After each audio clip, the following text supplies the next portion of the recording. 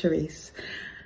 I just got back from Bali on my Reset by Design Wellness retreat.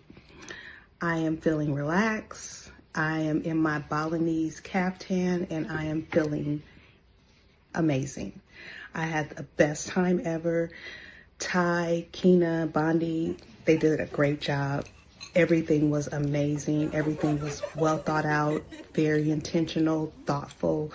The workshops were so helpful. We had sound baths, yoga, breath work. It was so good. All of the Instagrammable excursions we went on, we hit everything. We had the best food. There were chefs. Everything was top notch. The villa was amazing. It was the best.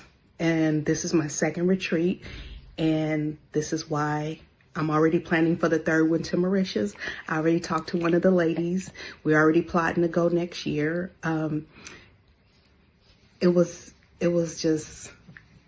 such an amazing trip. I think I knew about 6 or 7 people when we got there, because this was my second trip. By the time I left, I felt like I knew everybody. I felt like I left with 16 sisters. Like, it's such a sisterhood. Everybody's so supportive. It was so peaceful. So you could just be yourself. It was amazing. I loved it. Ty, when I tell you the eye for detail, listen. If you have not booked a trip and you on YouTube watching Bondi talk to you about it, book the trip. And I will see you there. Come on in, come on in, come on in, not come on in, not come. Sorry, y'all know I'm weird, whatever. Hey everybody, what's up? It's your girl BondyBlue. So let's go ahead. Hey everybody, what's up? It's your girl BondyBlue. Okay, follow me on Instagram and let's get into the video, right? What's up, girl? What's up, girl? I'm back. Okay, how are you guys doing on this Good Friday? Okay, so I apologize. I know Ooh Ladies First panel was supposed to be yesterday. That's how we wanted it to go, girl. But Niecy hit me up and was like, hey, I got some work to get done. You know, can we shorten the show?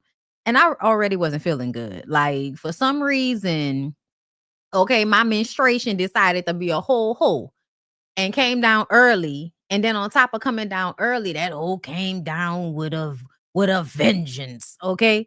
Like, it was just a lot. Oh, thank you. Thank you. Hi, girl. It was a lot. I was tired. I was really tired. And I was like, you know what? I'm getting into this thing where it's like, I want to listen to my body. I want to listen to my body. I have that luxury. If I don't have a lot of things I can do, bitch, I can lay down when I need to lay down. And I'm very grateful for that. So again, thank you everybody for being here. Thank you. I really appreciate y'all. We got some little cute shit to get into. Let's see. There we go. But I definitely want to start with the elections and what's going on there. Cause girl, listen, the way y'all had me, okay. Thank you so much, Snowy Trees, for becoming a member. Thank you. Okay, one more. Thank you. I appreciate you. Yeah, girl, let me tell y'all, when we were in the chat, and y'all know I'm gonna always tell y'all to go and vote. I'm gonna always tell you to go and vote, girl. That's just how I was raised. Okay. My daddy was a campaign manager. I was very much a part, like growing up, I was in somebody's commercial one time for their election, like playing in some fucking leaves outside my parent house when I was very young. I can't remember whose election that was. Oh my God. Somebody's last name with a B, I think.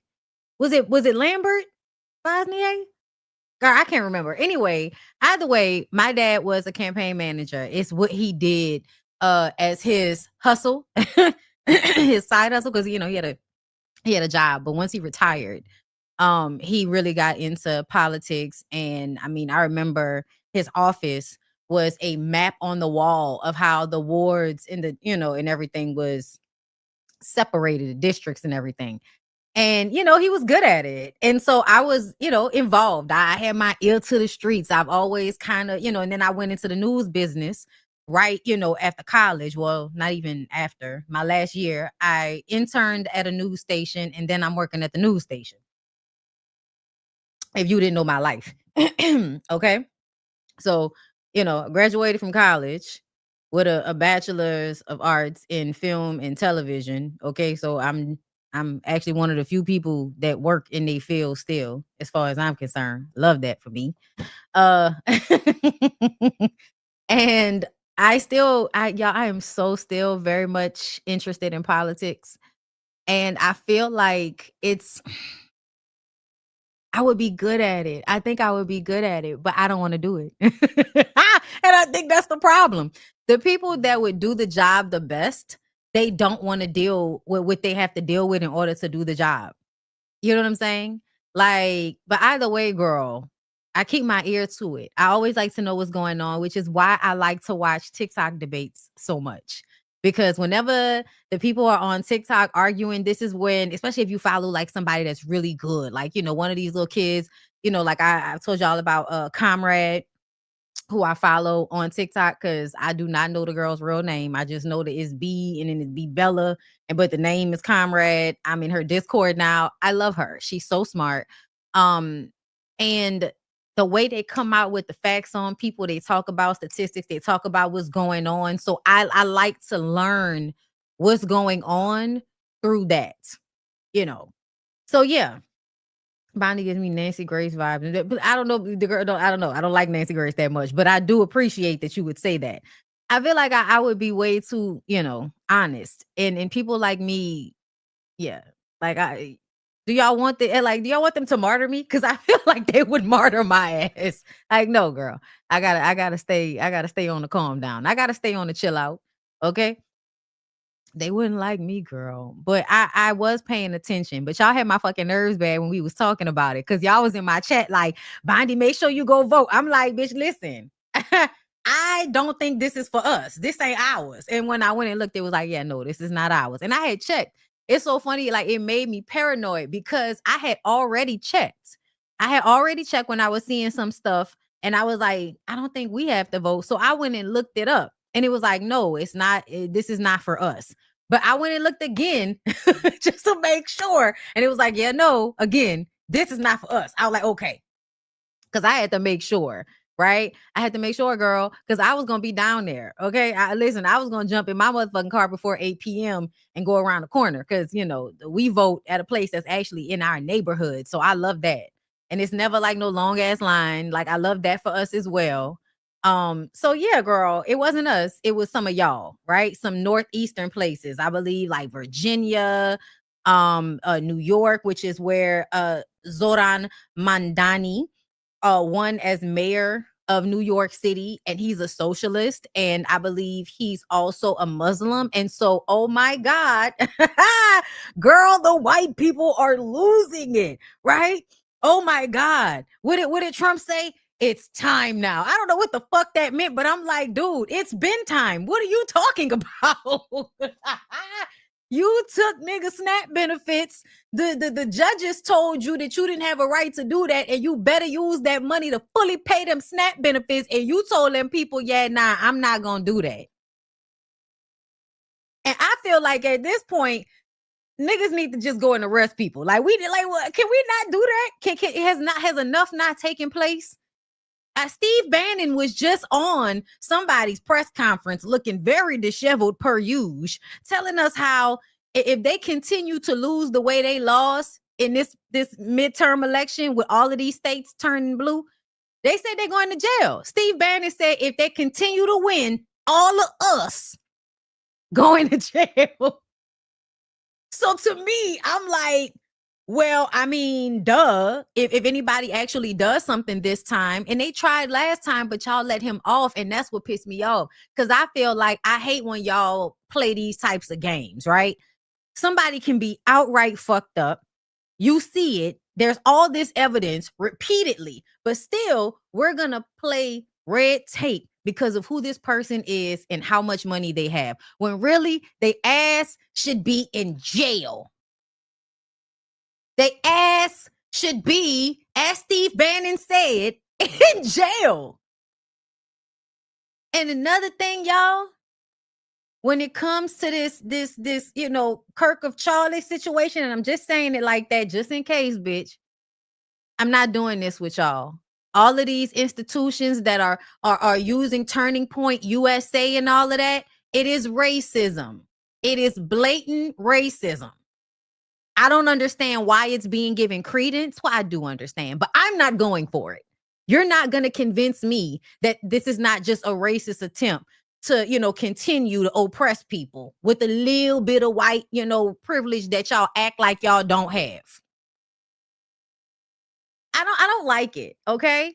So when I heard about Zoran Mandani, okay, it says that he defeated Andrew Cuomo's ass touching ass and Curtis Sliwa. And based on SNL, all of these people were too old to be up there, so as I'm concerned, with the exception of Mamdani. The Progressive Democrat ran on a bold platform: free city buses, rent freezes, and massive affordable housing goals. His win signals a major shift in New York politics and a blow to the city's old guard establishment. I love this. I love this. And I feel like it needs to be across the board, because I think we live in a world where you are convinced that things have to be this way because they've only been this way for so long. But no, I want y'all to know money, how much shit costs, all of that is made up. It's made up, y'all. They decide. And so we can redecide. We can go back down to rent being a reasonable amount of money, $500, $600 a month for a 2-bedroom, bitch. I'm tired of this. This is ridiculous. This is ridiculous. Especially, you know, another thing I would love, because they've been having a lot of conversations about influencers. And, you know, oh, influencers, their money will just come and go, and I need a guaranteed check and all of that. And I'm just like, I don't know what the fuck any of y'all are talking about. There is no such thing as a guaranteed check. And a 300,000 Black women that lost their good government jobs should have showed you that. There is no such thing. I know that because I knew when I was working at the news station, working my fucking ass off for 8 years, that even though they worked me to death, they wanted to fire me. I know they did. First of all, the way I present, I make people uncomfortable, but I'm so good at my job that it's hard to find issue with me. And then I worked well with people. That was another thing. I just don't like this ass kissing shit. That made some people upset. So I know they didn't want me there no matter how good I was at that fucking job. So since I know that, I will never, ever walk around with the mindset that people need to be doing 9 to 5s and working for these motherfuckers because that's a safer bet. No, it's not. They can fire you whenever the fuck they want to.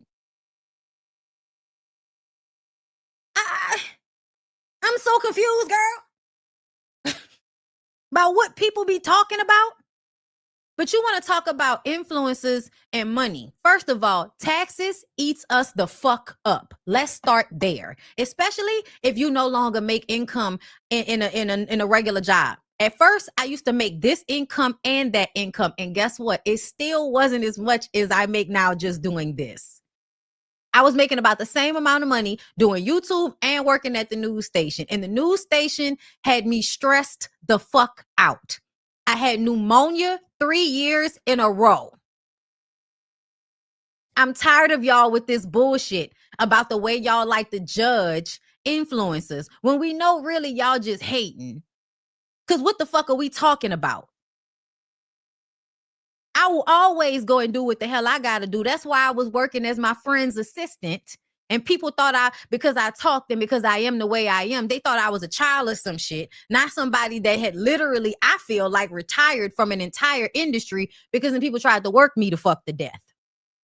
And I'm working behind my friend's desk at her business for $10 an hour on a couple of days a week just because I needed to have something that was a real job, because doing this alone scared the shit out of me until I lost my shit, until I lost my channel.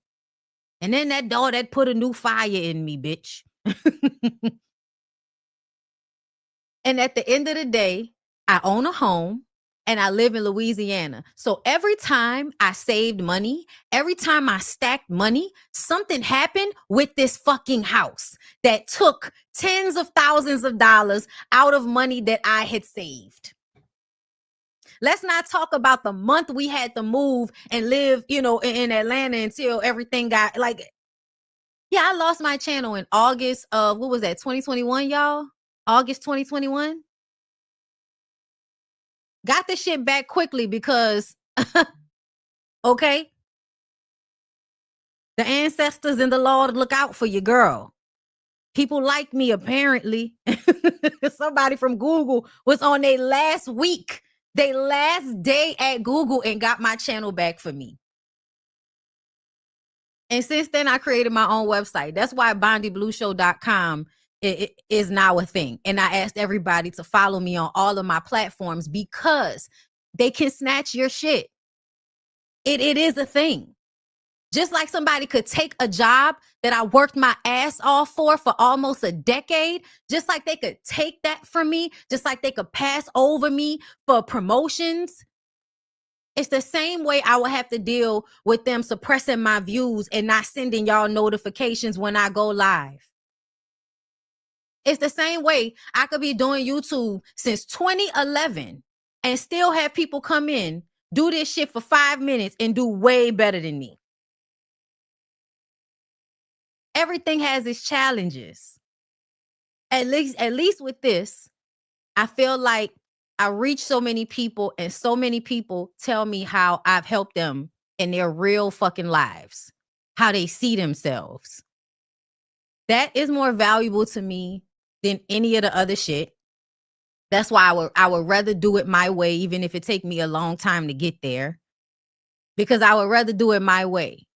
And my way is not to get up here telling y'all no bullshit so that I could get views. Yeah, a lot of people supported me. And I appreciated it. And I that's why when it all boils down to it, as a content creator, I will always try to help other people if I can, because it's a terrible feeling. It's a terrible feeling to wake up one day and this shit just be gone.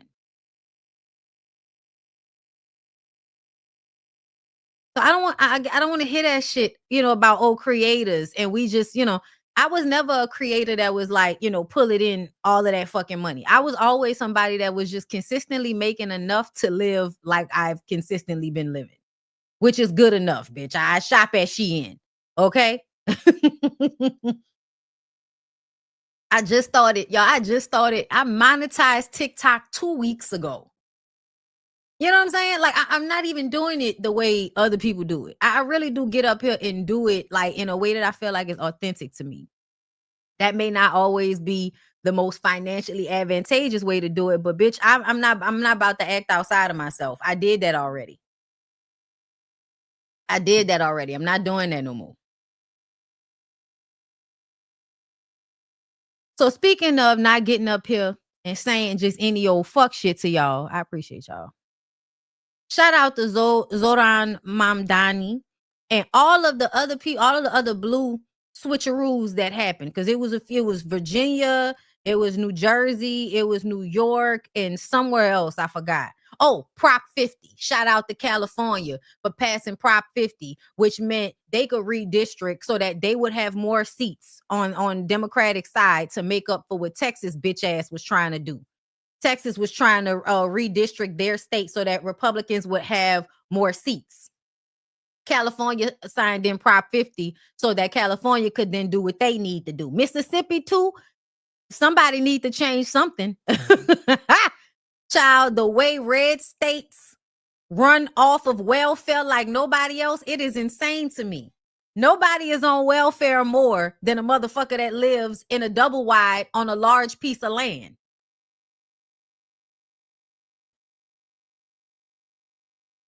I live in Louisiana, girl. Big ass, you know, big, large sized people with hats.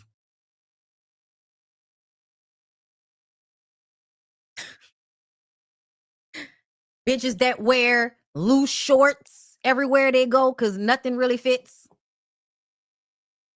And guess what? Guess what? Guess what, poor white people? Guess what? I still feel that you deserve to get access to food. I'm actually way more progressive than people know. I think most of this shit should be free. I really do. Because if you're going to force people to work, because they do force us to work. I know a lot of y'all like to think they don't force us to work. But bitch, if you have to work in order to eat, when they decided to destroy all of the female trees in this country so that they would not bear fruit, so that people would have to work to eat. Girl, I was on somebody live the other day and they were sitting up there talking about how people were starving in Africa. I said, oh, no. That was propaganda. That was propaganda.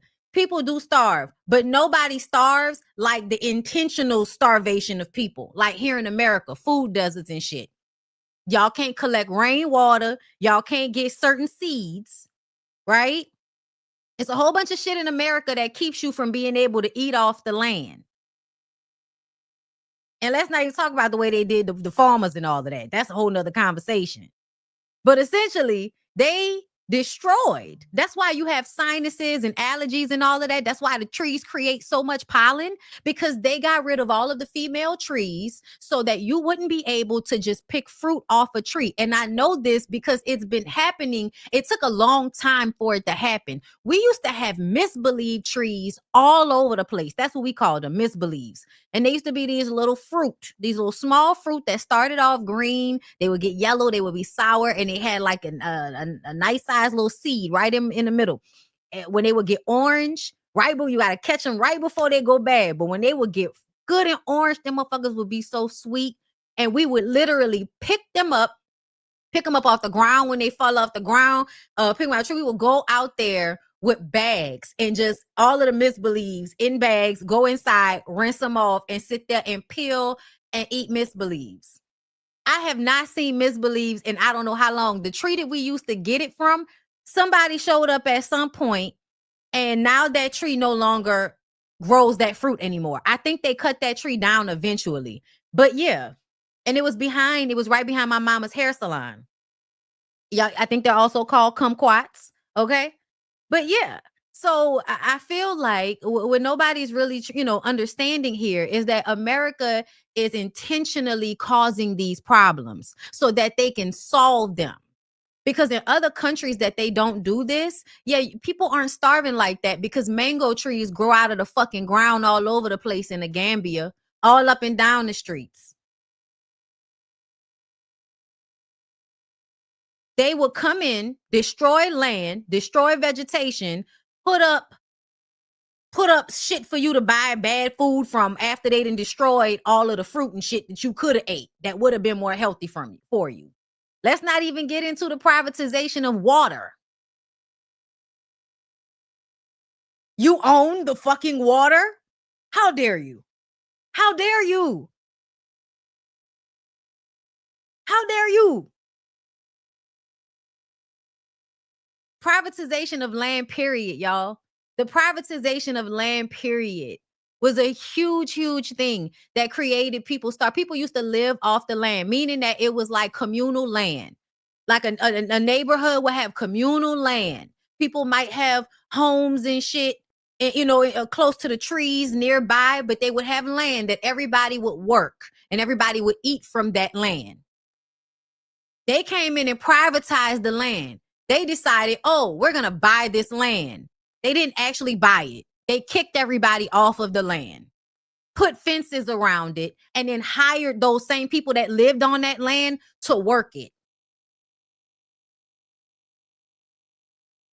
Otherwise, people would be growing their own food and not having to work for jobs that hate them. They would just be able to eat and live in a fucking house that they built And listen, it's not that hard to build a house. They got so many niggas online that think that people can't build houses. And I'm like, you could tell y'all have never watched a National Geographic episode about the women that live in tribes and build their homes. You obviously don't know about the little Asian lady that builds shit from straw all day long on TikTok.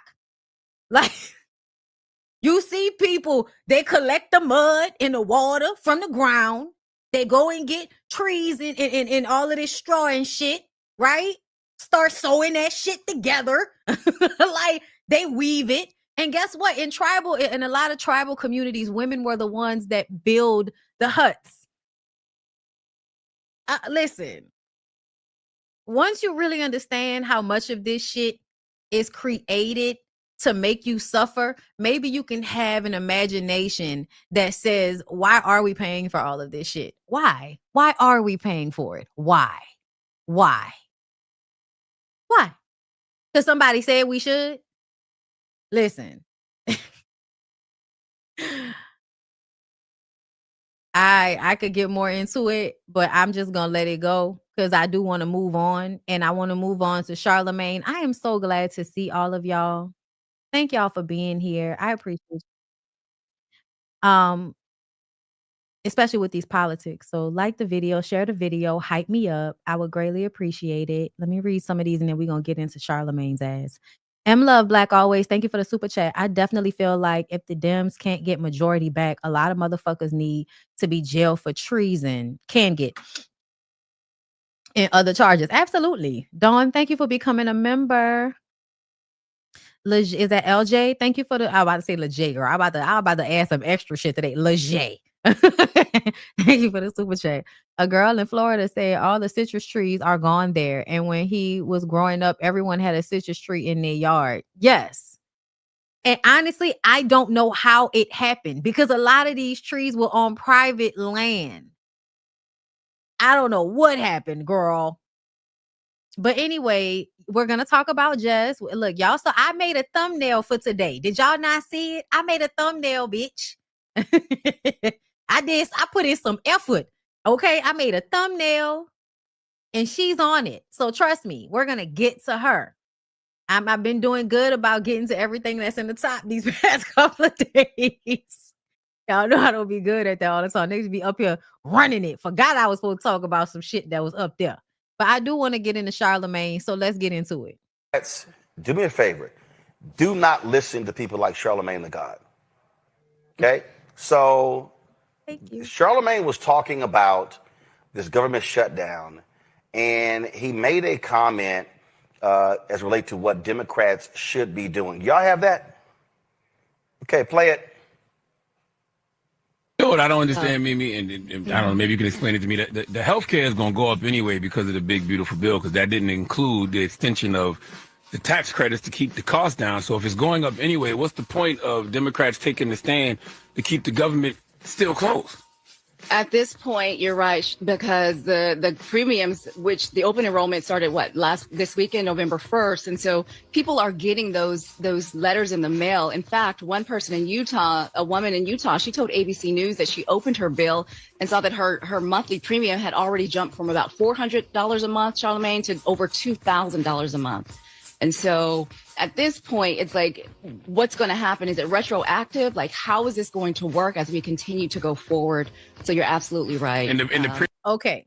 So what Charlemagne and this beautiful woman here are asserting is that there is no point in the Democrats fighting back in order to keep those discounts on premiums there, right? There's no point because it's a part of the big, beautiful bill that was signed in anyway. That's what he's saying. Let's continue. So meaning, and she's coming here telling us that people basically making it seem like, and it seems anecdotal, which is another thing. You come up here with an anecdotal story about somebody from Utah that said they're starting to receive, bills that have the future premium, which is more expensive. And it makes it seem like people are already having to pay these high premiums. So why not just give them the SNAP benefits? That's what it kind of sort of makes you think. Premiums are set for a year. So at this point, if the premiums have already gone up, if they set for a year, at least give the people some relief and get the government back open. Do not listen to what the hell he just said. That to me is beyond idiotic, because this battle that we're seeing is not solely about healthcare. Rebecca, I don't know what the hell that was. That was just bullshit. Look, what I heard was an exchange of two people who don't understand how this works. So what they're talking about are the health insurance premiums that are in the marketplace. The marketplaces are the state exchanges. The state exchanges is because of Obamacare, AKA the Affordable Care Act. Here's the thing, those premiums are effective January 1, 2026. You get about 60 days notice in most states. Some states put out their new expected premiums back in October, some kind of at the end of September. But this is giving notice of, hey, if you continue at the level of health insurance plan that you have, this is what you're going to start to pay effective January 1. And so the erroneous, I mean, this isn't just misinformation here. This starts to look like this is intentional disinformation. And for the audience, disinformation is where you have bad, misleading information that's intentionally targeted to a certain demographic. The demographic here is Black voters. The reason why is the Black voters are the base of the Democratic Party. Right now, the Democrats are in lockstep saying that, no, we're not going to give you the votes that you need in order to end this government shutdown. You Republicans need to come to us and work out a deal.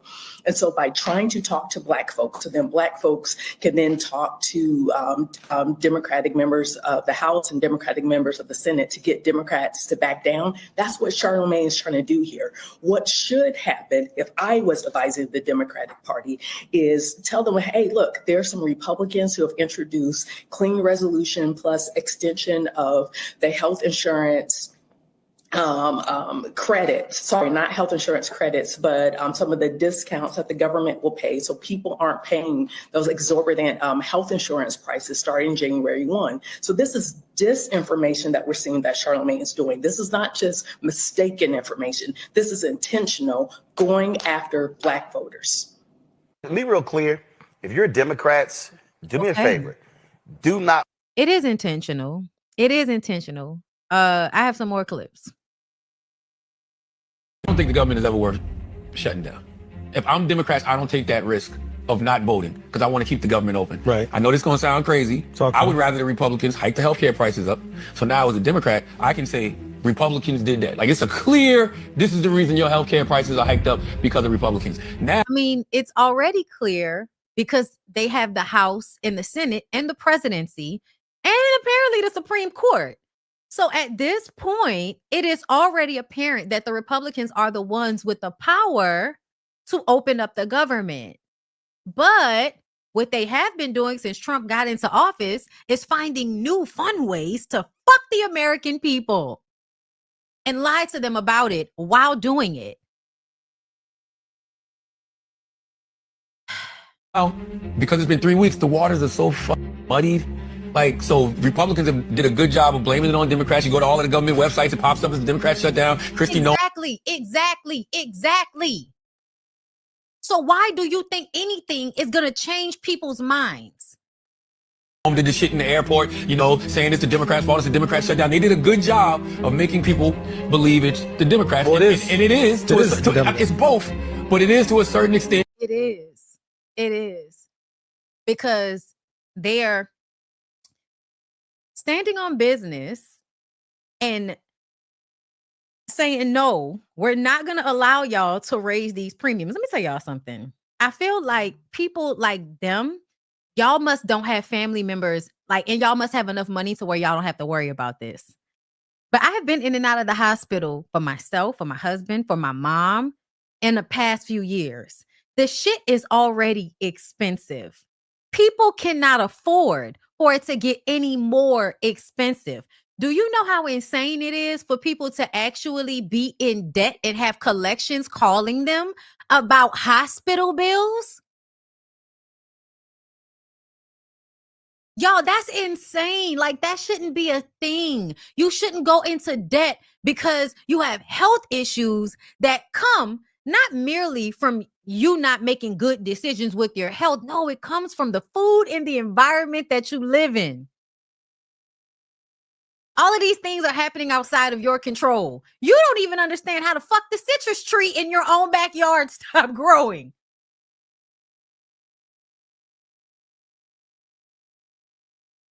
The fact that he's still sitting there with old boy over here with porn stash,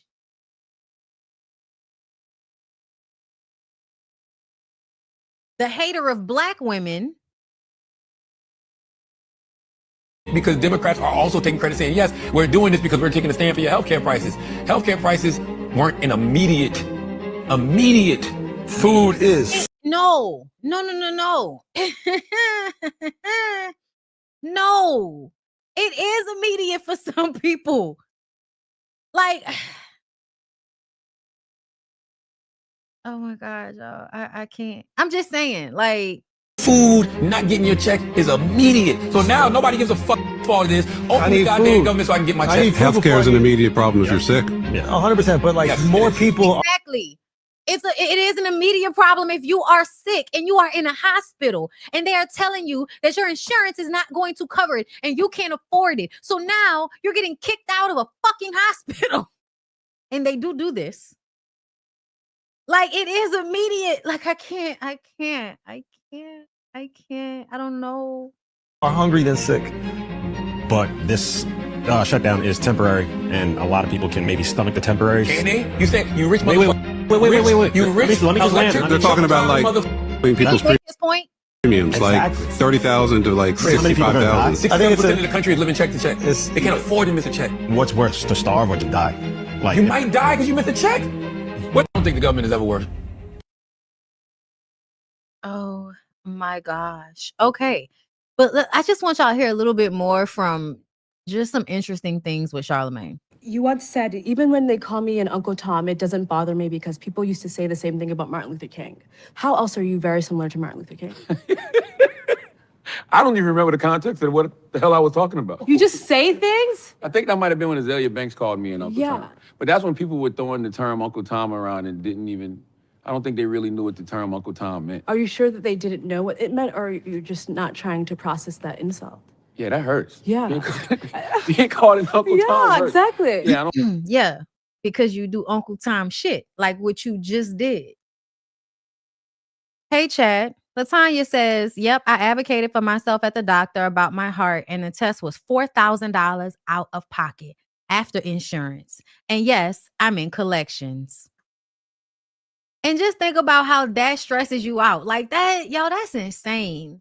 And some people won't just go into collections. Like some people will be like, well, we don't have it. So now what?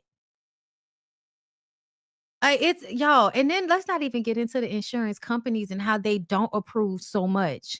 Like the whole insurance company shit, the privatization of insurance companies is a scam, y'all. It's a fucking scam. Baby, she called him out in that interview. Listen. This is not the only clip I have, but I felt like this happened in 2024. And I feel like this very conversation that they're having right now is what we're seeing. You doing shit you're being paid to do, which is what I believe. I believe you're being paid to spread misinformation. I do. You once said black men don't cheat, but is that because you like to gaslight people? I don't Oh my God. Is it because you like to gaslight people, Charlemagne? cheat. I can only speak from the perspective of me. I used to cheat. I did. Oh, but you're a different person now. I forgot. Yeah. Just like I'm a different person with my little blonde wig. So black men don't cheat. Like, and this is another thing people don't understand.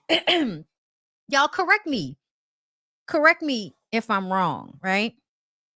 SNAP benefits is you get the card and you get like a certain amount on a card based on how much, you're supposed to be giving for your allotted amount of kids and all of that, right? Anywhere between $100 to $400, something like that. Groceries are increasingly more expensive. To me, if you, I don't know how much y'all, if you were getting SNAP benefits, what's the most you could get? But back when I used to be on that shit, they, you know, back when I was in college, $100 and something here or there, $200 here or there. But it's not a lot of money. And I pay out of pocket at the grocery store. I shop at the grocery store like money is not an object. Like, because I love the grocery store. It's a weird thing for me. Okay. There are some, like when it comes to clothes and all of that other shit, I'm going to look at the price, y'all. Anything else. The grocery store is the only place that I like to go and act like I'm the richest person in there because it's the fucking grocery store. Okay. I spend at least with me and Lyric and the fucking dogs, no kids, just me and Lyric. If I weren't also getting DoorDash, let's see. Anytime I go to the grocery store, I'm spending $200 or more every time. Let's say I go, and I'm talking about at one grocery store, and I might have to go to two, right? Because I'm gonna have to go and get shit from Costco or Target or something, right? Toilet paper, tissue, wipes, the cleaning products, those things, right? That's gonna run you about a $200 bill. So so just straight up cleaning products, which SNAP does not cover, is also a good $200 if you got to stock up for a whole house. And I'm somebody that like to stay stocked up on paper towels and toilet tissue, child. I just can't. Okay. Let's then get into food and how much food costs. So then, yeah, okay. Let's say they get the SNAP benefits, and that allows them the $200 to $300 to $400 in 1 month. But food might run you that exact amount or more in the entire month, especially if it's you and kids or something like that. Like you're gonna be spending $200 to $300 anytime you go to the grocery store, period. And that's y'all, me and him getting more oat milk and shit for coffee and fruit and meat and fucking vegetables that we gonna like and shit to get put in the frozen, you know, in the freezer and all of that. Child, easy $300. Easy $300 every time. And let's say that's every 2 weeks. That means you like $600. Let's just say I spent $600, y'all, going to Rouse in a month. If somebody is only getting $200 and they got to go to Rouse, because that's one of the only grocery stores in their fucking area, ain't nobody about to be getting meats out of the Family Dollar. I don't trust it. Okay. You go into Walmart, you go into Rouse, whatever, you still gonna spend about $200 and something, $250, $300, bro. Like that's still a lot of money to be spending. So I feel like SNAP might cover a portion of that, but with the way the prices are going up, and then let's say somebody is in the hospital and now they have an exorbitantly high bill to pay. That is like getting that little bit of SNAP benefits is not gonna offset everything. Now something else has to like not get paid. If I have to put more money towards food and necessities because everything is so fucking high, that means that money is gonna come from the other places. Does that am I tripping? Am I tripping? Because I don't feel like I'm fucking tripping here.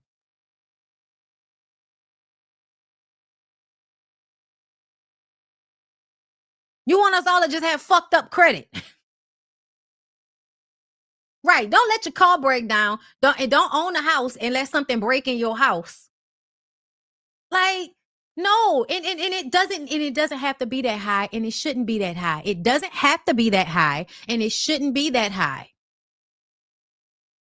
Other countries do not overcharge for healthcare the way we do here. People travel. When they have money to travel, people go in, and when we went out of town to go to Thailand, the women go and get checkups. They can go, they just make an appointment, get a quick appointment, pay out of pocket, not even that expensive, and get a full fucking checkup in somebody else's country.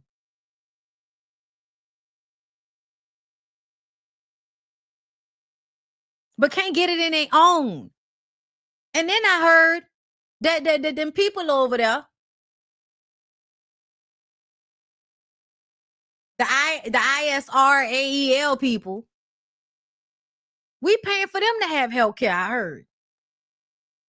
But we don't have it. And you telling the Democrats to bend over and punk out again when we been complaining about the fact that they not going hard enough and they need to be, you know, like they need to be more aggressive because Republicans are relying on y'all to play pussy so we get fucked. No, I want my Democrats cussing people the fuck out and having extreme socialist ideals about what the fuck need to be going on.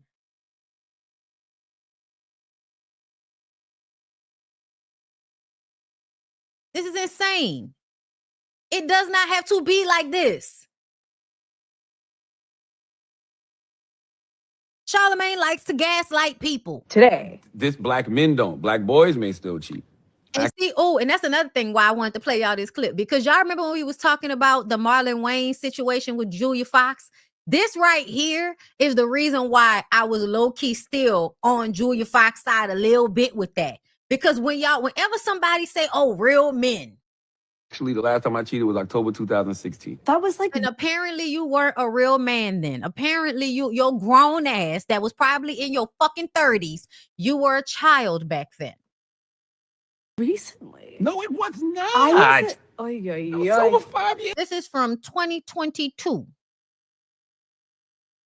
2016. What is that? 6 years? Y'all, in grown people time, 6 years goes by like that.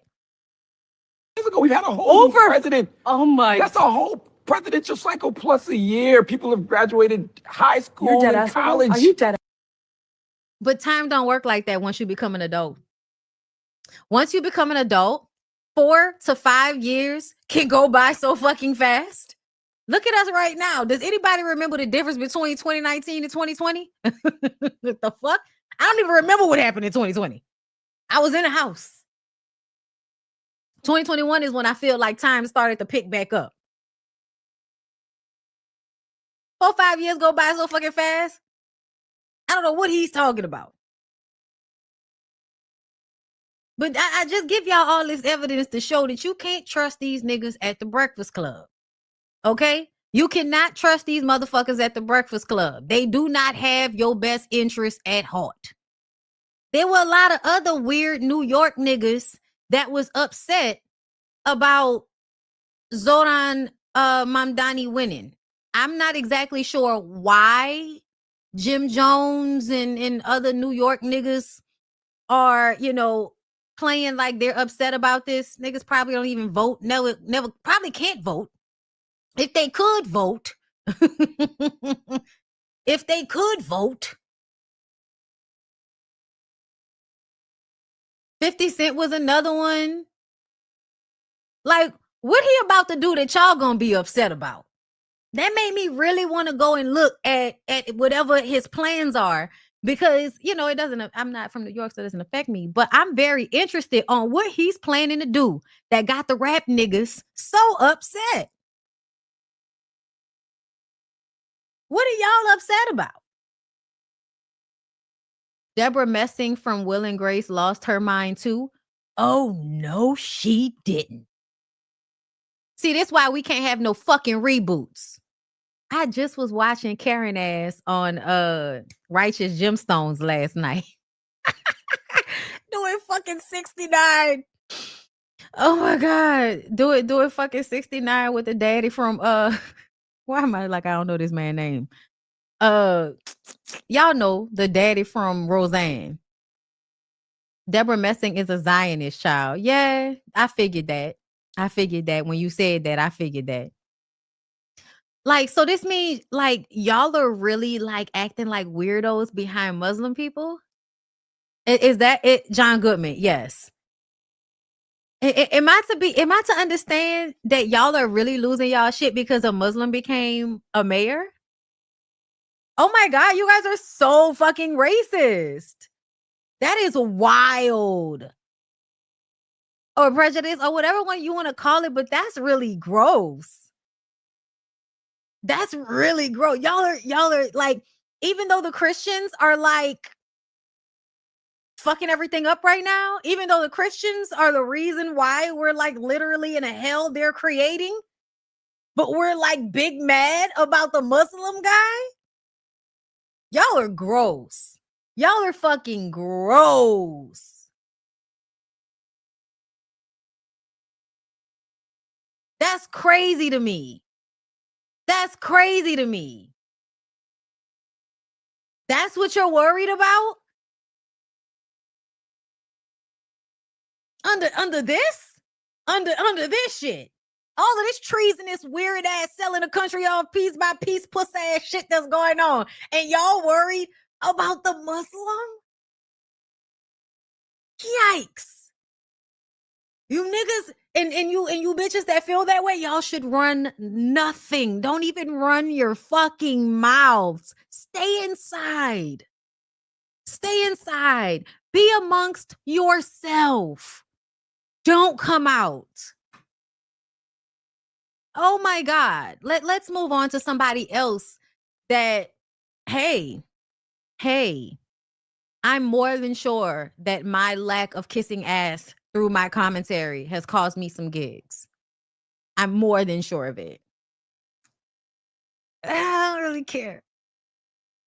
Been on multiple episodes of Miss Pat Settles, but I got a phone call, right? Right after paperwork was done and all of that, right? Saying that I could no longer be on the show for a few episodes because of a comment that I had made. And the comment was literally verbatim, only women can have babies. I said that, and I asked, was that what got them to, revoke my opportunity to be on your show? And they said yes. Well, you know what? A lot of times when they do stuff, and I'm going to be honest with you, because I knew you was going to ask me this fucked up question on air. So I'm going to ask you. They didn't come to us and say that. They just said, we're going to go in. BET said no. So when I asked you to do it, and no matter who I pick in this room, the network still have to approve it. And they check out everything. So when I guess that conversation came up, and then they decided to say no. It's nothing I can do when it's their money. I came in and said, Miss Pat, I was supposed to have been on multiple episodes of Miss Pat Settles, but I got a phone call. I came in and said, I want you on my show. I went back and told them, I want you on my show. But then they said, BET said no. Yeah, I knew it wasn't you. Yeah. Because the person who even called me said that you fought for, like, you really was like, nah, I want her on the show. Yes. And you said, okay, so let me explain this for people in the comments so you can understand. Women are not the only ones that can have babies. This does not mean a person that has testicles and a dick is having a baby. That's not what that means. I know that's what y'all think that means. Y'all thinking that somebody is saying that T.S. Madison is going to get pregnant and have a baby. That's not what's being said. What's being said is that there are female adult humans who choose not to walk around as a woman, but to be a man or to be non-binary. Because to be a man and a woman is to look and act a certain way. It's not just about what's down there. If that were the case, people wouldn't be telling women that we're acting like men because we're independent. And people wouldn't be telling men that they're acting like women because they're crying like bitches on the internet about being lonely. You see what I'm saying? You know how we can always say, oh, you wasn't man enough for me. We just saw Charlemagne say that's not a man, that was a boy, all of that. So what we start to understand is that when other people can dictate what a man and a woman looks like, then it's no longer real. It's a figment of everybody's imagination, and we're just agreeing on it collectively. But it's not real because everybody can walk around telling people you're really, you're not really a man and you're not woman enough and all of this shit. When at the end of the day, if something is what it is, then you can't tell me I'm not that. To be a woman is to choose an identity, to say, I want to be a woman. I want to show up in this way. All right. And a woman can look a whole bunch of different ways, but a person should be able to dictate if they want to be a woman or they want to be a man in this society, because this society tells people that they have to pick one based on how they choose to dress. You know what I'm saying? I hope that makes sense. So yeah, there are female adult men, because they don't want to be women, they want to be men. They're not males, they're female, but they're men. And there are some people that are males, but they're women. See what I'm saying? Because essentially, it's the dressing. A woman and a man, that description, that social description is just the dressing. It's how you adorn yourself. It's how your image projects itself out. Your sex, being female and male, that has to do with your body parts and your chemistry and, you know, your hormones and all of the things. Okay. That's the difference. Okay. All right. So when she said only women can have babies, it negates, it totally forgets about the female trans men that can, in fact, and do have babies, but do not want to walk around being seen as a woman in this society. I know, girl. I know. It's so much for us to grasp. I know. I had a hard time with it because I had a friend that did the same thing. I had a friend that transitioned to male and then got into a relationship and got married and then had a baby. And I was just like, well, if you wanted to have the baby, why don't you also want to be a woman? But I had to understand that, first of all, not my fucking business. First of all, wasn't my business from jump, but, you know, just trying to understand it in my mind. I want to understand what it means to be a woman in our society, y'all, is a lot. If you are a woman, you know that it is a lot. And I mean, it's a lot when it comes to how we showcase ourselves, how we adorn ourselves. Everybody has something to say about how a woman looks, how her weight is, how her hair is, how her skin is, like everything about it. We can't even grow fucking body hair. We can't even grow body hair, bitch. Can you imagine? No, I really want to be like, y'all don't understand. Like, no, y'all understand. If you somebody that like grew up with that no body hair 90s thing, like me, you know how annoying it is to like have to go and get waxed, have to go and get the shit done, even though it is like literally annoying to have and go and do it. And I don't want to always have to go do it. But then I think about, oh my God, if I don't do it and somebody sees me out, are they going to think I'm musty? Are they going to think that my house is dirty because I have hair under my arms? Like, this is the shit that goes through my fucking mind when it's time for me to get a wax. Okay? So I feel like what it means to show up as a woman in this world is a lot. And I do feel like there are females that decide to opt out of that. I don't want to do that, bitch. I don't want motherfuckers worrying about my body like that. And the truth of the matter is, y'all don't worry about men's bodies like that. Men are allowed to be ugly and fat and disgusting. And people leave them alone. And yes, intersex people still exist, which is to showcase that genetically things aren't so cut and dry.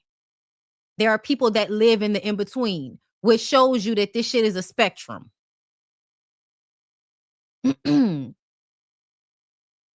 I know. All right. I didn't used to always do it, but now that I do it and you know, I'm used to it, I like it now. Especially like I have to do the underarms. I have to do the underarms. The underarms are the main thing. The bottom I get like, but I'm going out of town next week. So the bottom has to be done because I'm going to be in somebody like, and that's another thing. Like if I'm going to have a bikini or a bathing suit on, like I would love to just be wolf pussy. But people, you know, like I still care about how people see me. I'm being honest.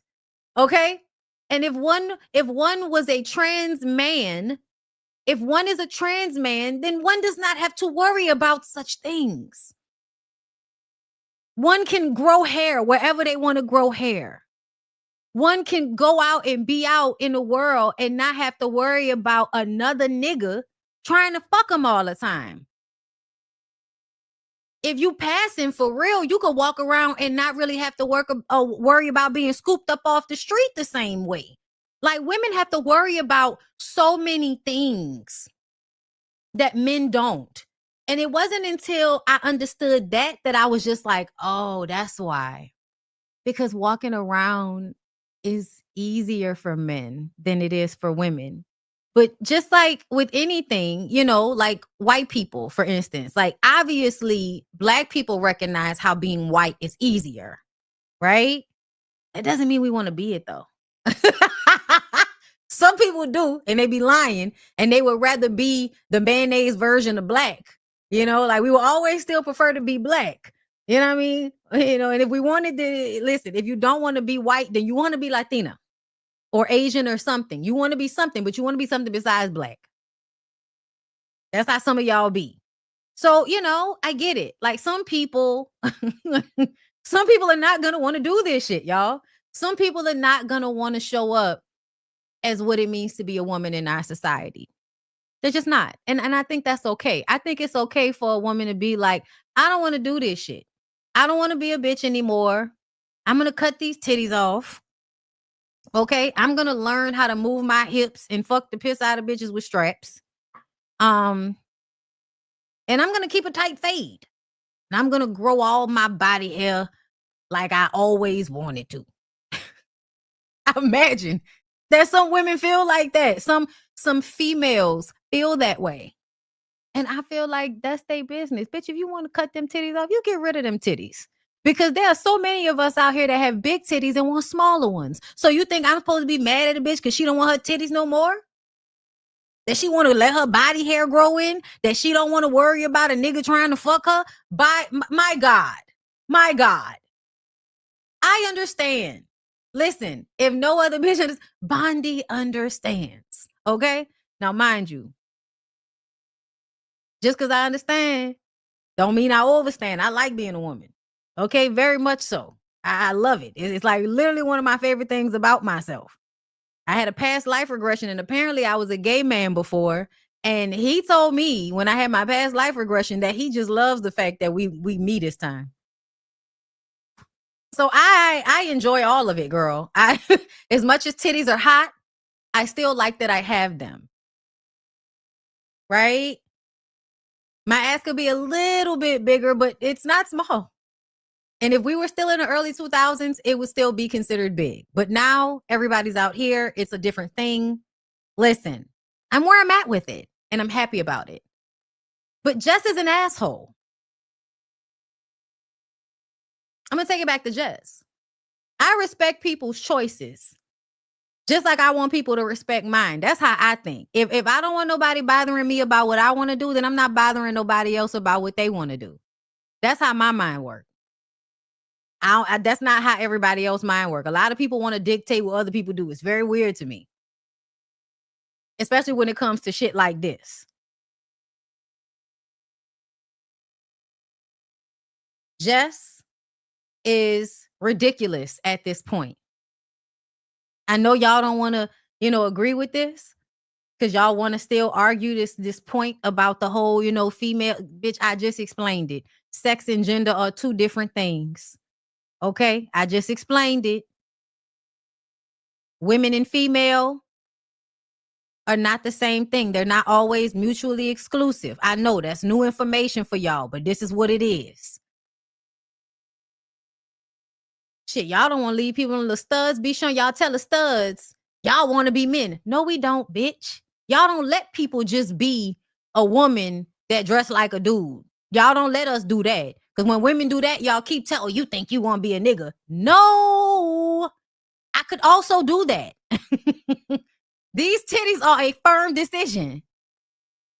Said that more than once. But they told me that was the reason why. And I'm like, oh, all right. Well, do she know that? Can she, you know what I'm saying? Like, did y'all talk to her or did y'all tell her? What was her feedback? Like, y'all don't care that that's her show. She want me on there. And then it's just bogus for a statement like that I couldn't come and do. Miss Pat settles it. I was really upset about that, y'all. But you do understand why people were like all up in arms about that. Absolutely. I understand, but that don't mean what I said was not true. You know what I'm saying? No, like, I think it's only because of their. But it's not true. Because trans men can have babies. That's why. You have to be inclusive. If you care about coochie that much, be inclusive when coochie decides it no longer wants to present as coochie. It don't want to present that way no more. It don't want to do that no more. The coochie don't want to be coochie to the rest of y'all no more. What is wrong? I don't get it. trans men, there are men, like people who identify as men out there who like have babies. So they're like, oh, I have a baby too, but I don't necessarily consider myself a woman. So then it like exits me out of the conversation. It's like that was I came in and said, I want you on my who don't identify as women who are like, no, I have babies. I do childbirth, but I just feel offended because I'm not a. Let me give you a piece of advice from having a gay daughter. Let people be whoever the fuck they want to be. I grew up with a lot of people who say whatever the fuck they was at. Whatever you are, that's who I respect you as being. Me personally, I don't put myself in those conversations. If you say you a woman, then you a fucking woman. You got on my shoes, you got on my dress, I'm mad because your makeup is better than mine. Other than that, I don't give a fuck what you can look like Charlamagne with a wig. If Charlamagne want to be, shut the hell up. If he want to be Shala today, then fine. I mean, just don't argue with him. Because allow them to be whatever they want to be. And that's just like. Don't come with a dick. Don't come with a vagina. Strategizing. So why should we? And especially if we're already. My girl, Lene. Anyway, so yeah, y'all. She lost out on a job opportunity because she don't know how to stop being a fucking asshole. That's what it seemed like. That's what it seemed like to me. That's what it seemed like to me.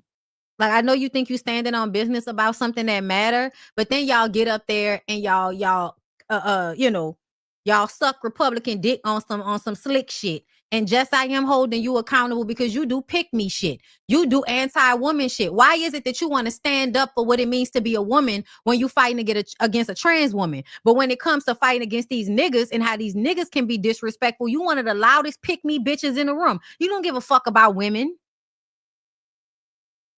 You don't give a fuck about women. Because if you gave a fuck about women, we wouldn't hear the ignorant opinion we hear from you all the time about other women.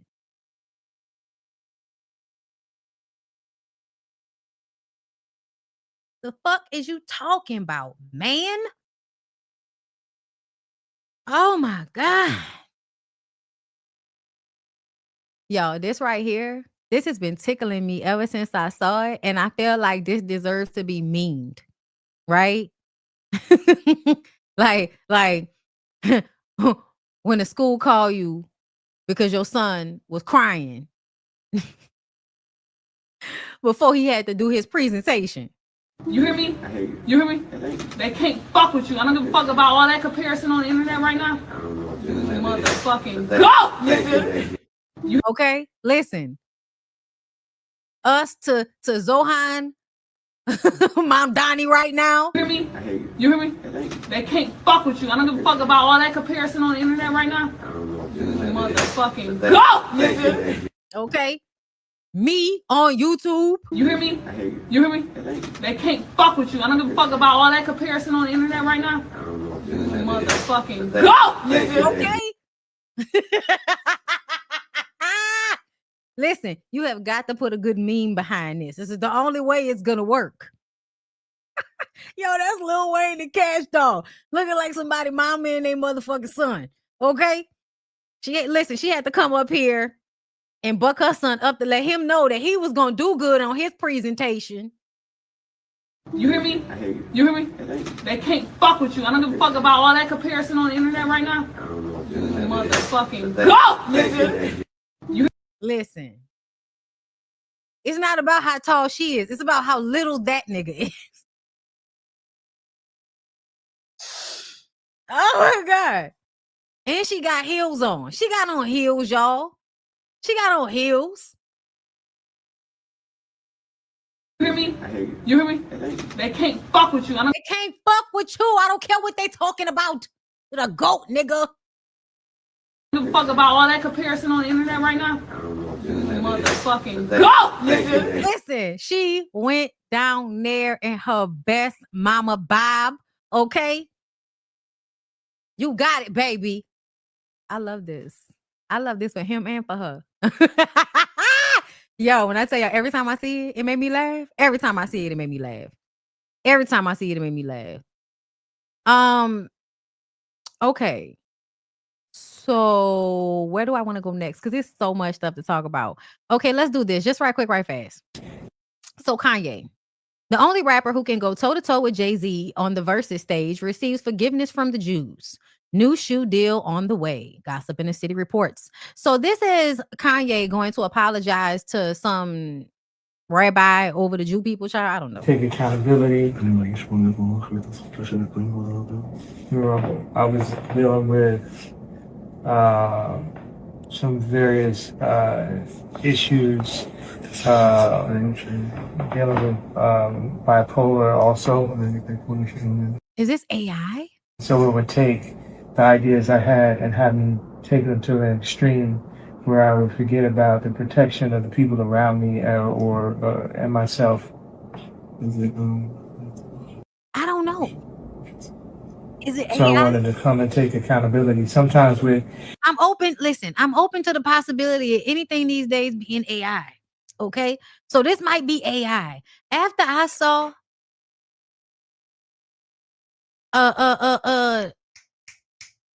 I'm not even gonna try to remember how to say this nigga's name right now because it's not gonna come in my mind right and I'm gonna say it wrong. But yeah, no, this look like AI. people aren't that knowledgeable about the bipolar and the cause or what causes it and the way He talking like AI, but y'all know he been talking like that. Let me see. Was there another moment? Did I get another one up here somewhere? I know y'all other crazy little cousin was very, very proud of him. Nicki Minaj, I think she tweeted something saying that she was proud of him for going and apologizing again after, saying anti-Semitic things again. I wouldn't want an apology from that nigga. I would tell that nigga to suck my dick. That's how I would say it. I would be like, with all no respect, suck my dick, son, because you always do this. You always want to come and disrespect people. You always want to come and disrespect the Jewish people for whatever reason you decide to do so. It seems, extremely unwarranted. I don't like whenever y'all make anything about an entire group of people. Why not just make it about the specific person or individuals you are upset about? It could be AI, it could not. But all I know is I'm tired of him. I'm tired of him. I'm tired of him. I'm tired of people paying attention to anything he's saying. I wish that we would all just ignore him and act like he don't exist. Especially when it comes to things like this. I wish we would stop reporting on it. I wish people would stop talking about it. I'm a part of the problem. Y'all know I be trying not to talk about the nigga. You know what I mean? But he was up there, and I think it's ridiculous that we still talking to him about these things. And speaking of Nicki Minaj, that had to come. Nicki had to come and tell us that she was proud of him. She also, with her crazy ass, has been on the internet this past week talking about how much she loved Trump. But then also, went and had her thugs or her people, whoever, I don't know, support and give out aid in Jamaica. And I want to, thank you, Onika, for helping the people. We appreciate that. We appreciate, whenever the terrible, evil drug dealers do they one big one for the people. So that some little child will always remember them as the rapper that showed up and saved the day that one time. But then poisoned the community for the other 364 days.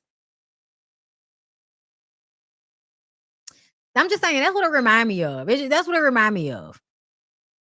But I appreciate it because I feel like them people need help. Them people need as much help as they can get. Why that lady felt like you about to steal that from her? Don't steal this from me, sir. Trying to steal something from me, nigga. Okay. This is very nice. It seems very unorganized, but very nice. She got t-shirts. Oh, so we advertising. Okay. Nicki Minaj, the Barb Foundation. Oh, okay. Listen. A lot of people. That's good, Nikki. We appreciate that. I still don't like you, but we appreciate that. SZA says that her feud with Nicki Minaj was strange since they have no connection. I don't know her. Listen.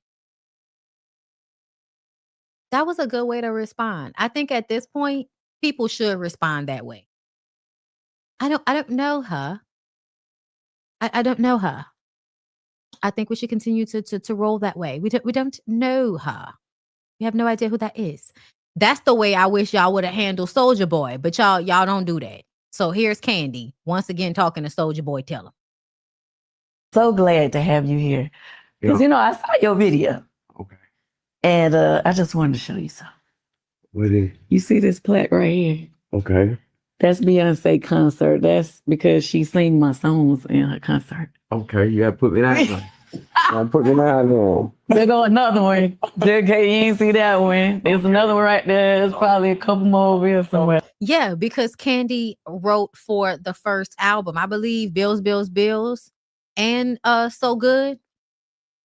Like Candy has a specific cadence that you could really pick up on in songs, especially back then in the early 2000s and shit. Child, you be looking for a Candy beat on a Mariah song, on Destiny's Child albums, Alicia Keys. Like there was a few people that like I remember at some point starting to hear Candy's sound, because all good producers have a distinct sound, and Candy does.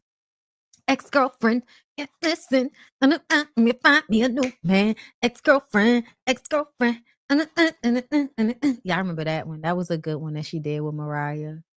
What was it? Y'all remember them songs back in the day? She did and I'll be crazy to let my man go and let some other Jane Doe come and try to steal him. Oh no, just crazy to let my man go. Scrubs, okay. But I just kind of, Bugaboo. Listen, there you go, looking pitiful just because I let you go. There you go, talking about you want me back. Well, sometimes they be like that, so there you go. Talking about you miss me so that you love me, so I let you go. And your life's not on. Now I forgot most girls gonna man with the bling bling. I'm my own thing, got the ching ching. I just want real love. Don't make me do it, bitch. Y'all know I be in this motherfucker. Okay, I know all the Candy songs. Okay, know all the Candy songs. Okay, listen, I just saw Soleil in a Cadillac. Y'all know the dude that do the Cadillac series with all of the artists and shit. And he just had Soleil in that bitch. I don't give it's 4, 5, 6. But come get it, dick. Forgot how I go. I don't care if it's 4, 5, 6, 7, 8, and I'm on it, boy. You better call me when you think I get on it. I don't give a damn about who you pay. Just as long as you ain't giving up my head. Listen. Let me put this good loving on you. Listen, Soleil used to be the shit. I really want to hear Soleil do her witch shit music. Like I know it's gonna be like, affirmations and stuff like that. Like I used to love her tone back in the day.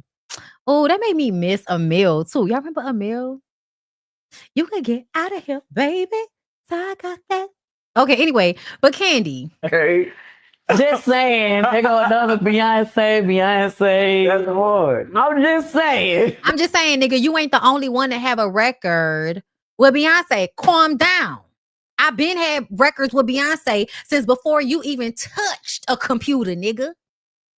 Okay, so I did show you the plaques because that was another part of your rant when you went on and on talking about we was jealous of you because Beyonce was dancing to your song, and it really made me laugh at first. Okay. First of all, I don't think anybody ever just really called me a bald head bitch on the internet before. Don't be embarrassed, hoe. Stand on it, nigga.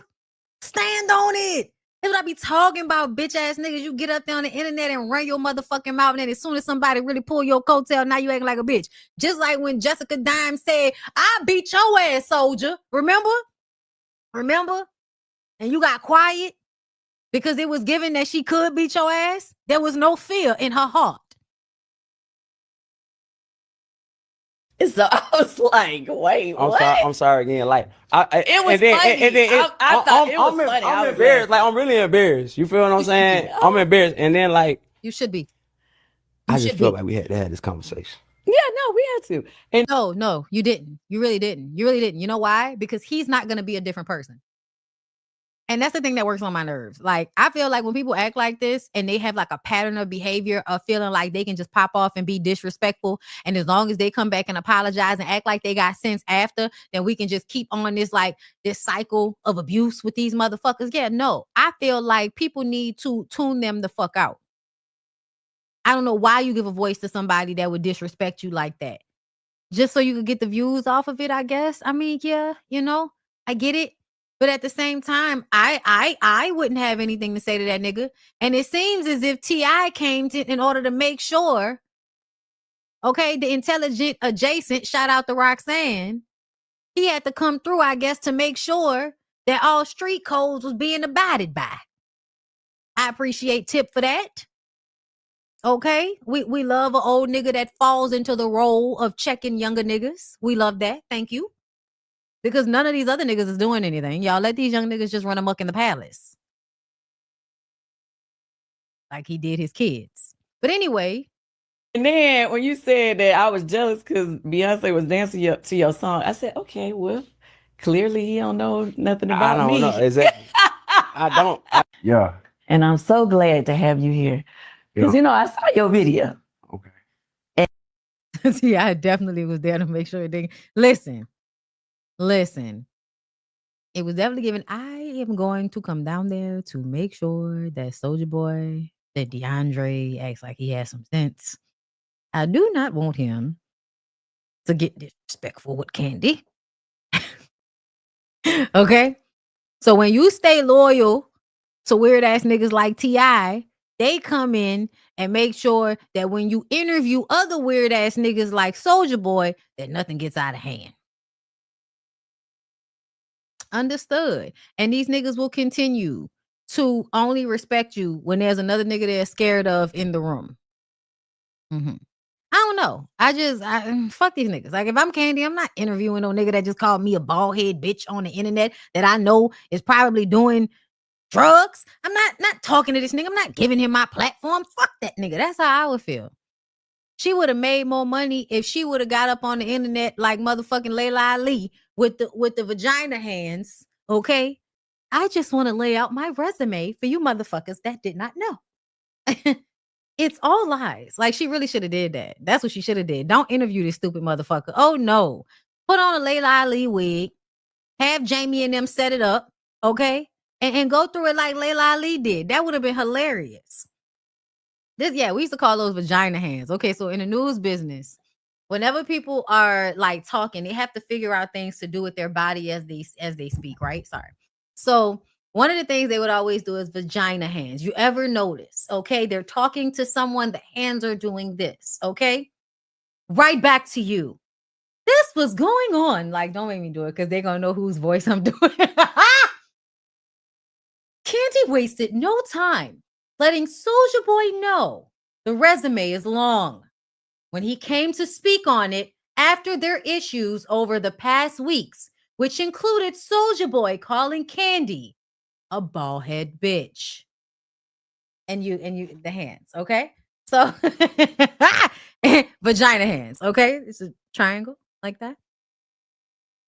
All right, this is how you do the hands, okay? And this is from nobody else may call it this, but years of being in the news business and having to edit people's, stand-ups. Yeah. Okay? Like, and in the news business, the stand-up is your in and your out.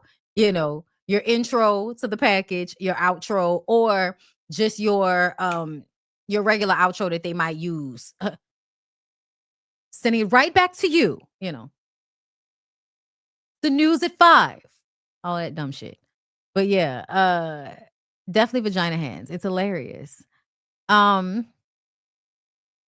y'all. We used to, oh my God, I was thinking about some of the things that we used to do when I still worked in the news business. It was hilarious. Like the way we would put together videos of times that weird shit had happened in interviews. Like, it was so many times in live interviews. Like, I remember one time one of the anchors said areolas on it was so many times that shit happened, and we had a file that we created, and we would just keep adding shit to it at the end. Oh my God. I miss that part. That part used to be so fun. Okay, so let's move on.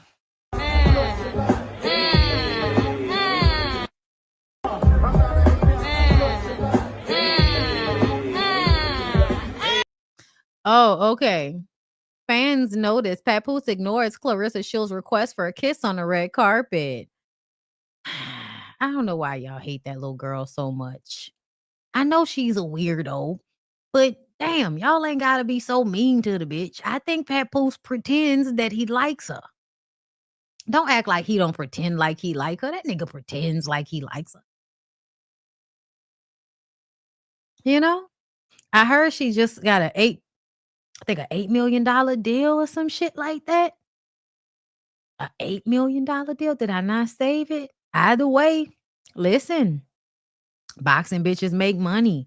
Boxers, period, make a lot of money, man.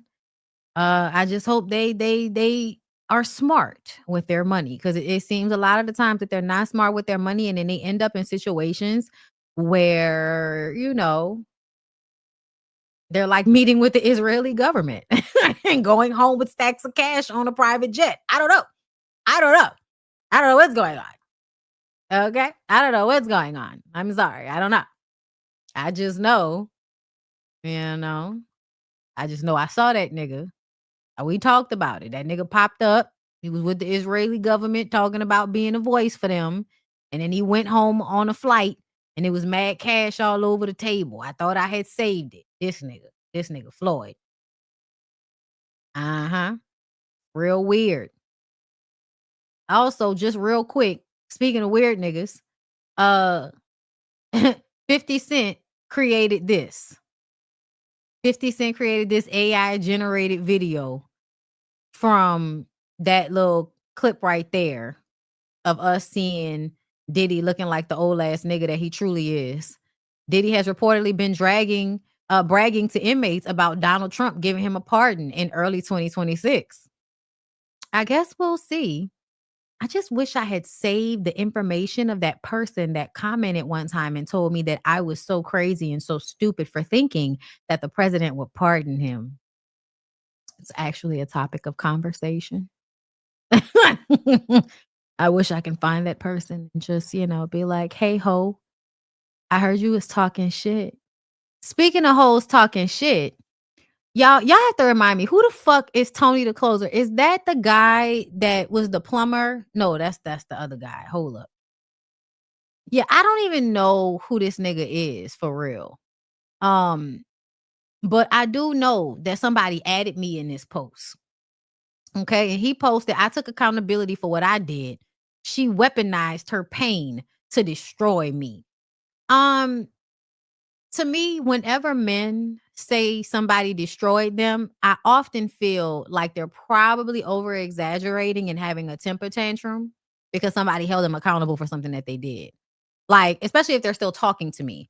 Like, because when I use the word destroy with the way y'all handle women, all of a sudden destroy has a different meaning. Okay, well then don't use that word. Pussy ass niggas. So he said they judged me for cheating, but stayed quiet when she lied to the world, using the police against a black man who's never been violent towards you.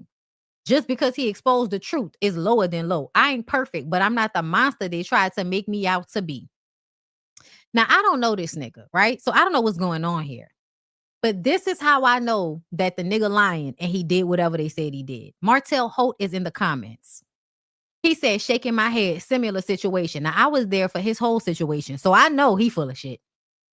Martell said, we have to start calling these women out in the motherfucking beginning before they can even build up the courage to lie to the world.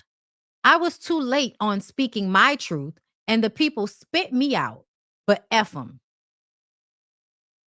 They kept talking because hoes love to commiserate together. That's what these hoe ass niggas love to do. They love to commiserate. It's almost like a circle jerk is what it really feels like. They do it all the time, right? If there's a woman that they could talk shit about together and they like tag team and they talk about women together, they dicks get hard. They get aroused together by talking shit about women. And so Tony said, I still can't believe this shit done got to this point. way I treated this woman. I don't know what any of that means. And then Martell said, bro, as men, we got to make sure it's the woman who's crazy and clingy over us, not the other way around. Apparently, motherfuckers know nothing of balanced relationships. Do y'all see why I tell y'all that I like to have a level of stoicism? Do you see why? Because this is the mindset of a lot of these niggas. Not most. So they say. So they say.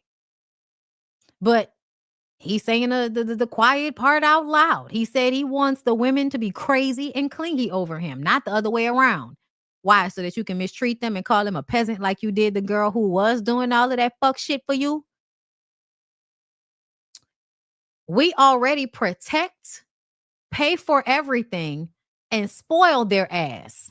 I was about to say so much shit, and I just commented, I wish y'all would stop lying to yourselves. Because really, I was about to say, pay for everything. Pay for everything? You paid for everything? Did you? Is that why you're broke after the divorce and she's not? Because you paid for everything? We saw you, nigga. You weren't paying for anything. Not only were you not paying for anything, y'all had a business that she was doing the bulk of the work with because you had time to go and cheat. When she was at work, we saw it. We actually got a chance to watch her at work, not being able to get in contact with you because you were at the gym. And where was the gym? Ariane's coochie, apparently. For them to have us hooked and clingy too. Hell nah. Don't even treat them like a prize anymore. This is how a lot of them are moving, y'all. Don't even treat them like they're a prize anymore. This ish have gone to their heads. Y'all, it's so much delusion. It's so much delusion. Because the funny part about it is the women start out being clingy. The women start out being crazy over these niggas.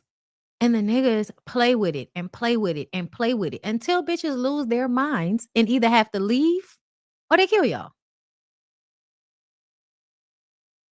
Or they completely disassociate, which is what I imagine Ariane does over there whenever you get up online and act like you don't really give a fuck about her, but then use her whenever it's advantageous or whenever you think you're going to piss somebody off with popping up with her. Like we give a fuck. But yeah, if Martell's in the comments, you can pretty much guess the man did whatever them people said he did.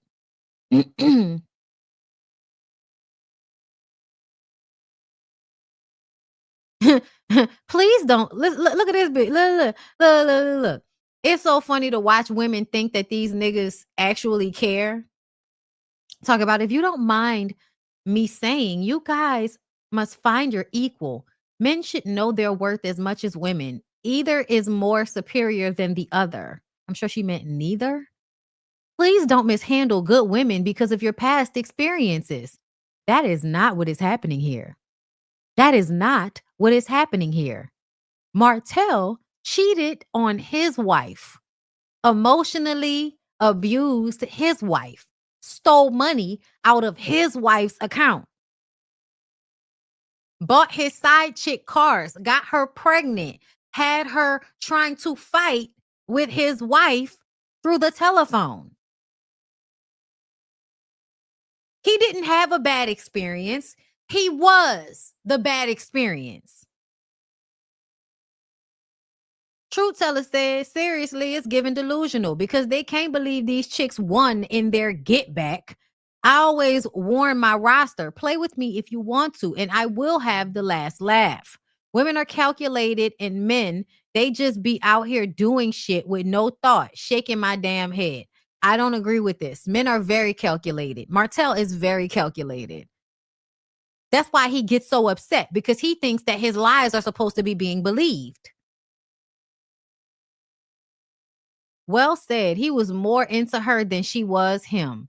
This is Kim Francois. Kim Francois has a husband and children, and she's raising daughters and saying that What Martell said is well said. That women should not believe that they are the prize. This is a woman saying that. That's crazy. You hoes are sick in the head. Somebody said, I know you fucking lying. Please stop and do not give this man advice, please. You are the problem, sir. He needs advice from a man that does not cheat on their wife. And that is not you. This is hilarious of you. Martell, stop it. You lost your best bitch. Oh my God. April, of course, it's always a woman. I actually felt for you because the public tried to barbecue you, but this comment is sounding really bitter. How did we barbecue him? There were still a plethora of bitches that he was fucking and getting money from. I don't know how us not liking him on the internet stopped any of his flow. It really didn't. Like, you just don't like the fact that people don't like you. And I want you to get the fuck over it.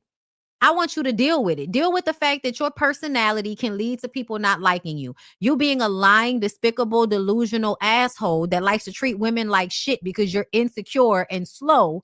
Yeah, women are not going to always be nice to you. We're not going to like you when we see you clearly.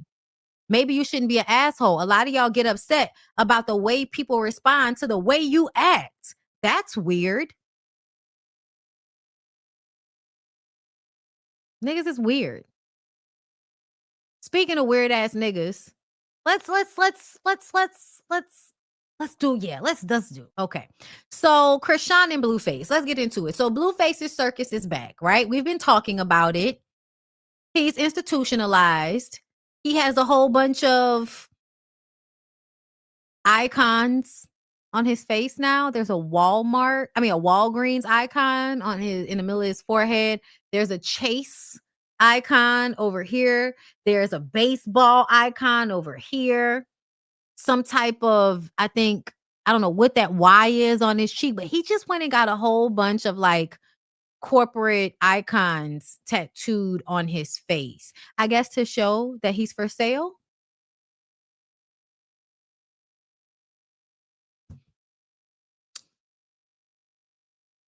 Yeah. Y'all, you don't see, like, okay, let me see if I can find the one that was like really close up on his face. I don't know if I still have it. I'm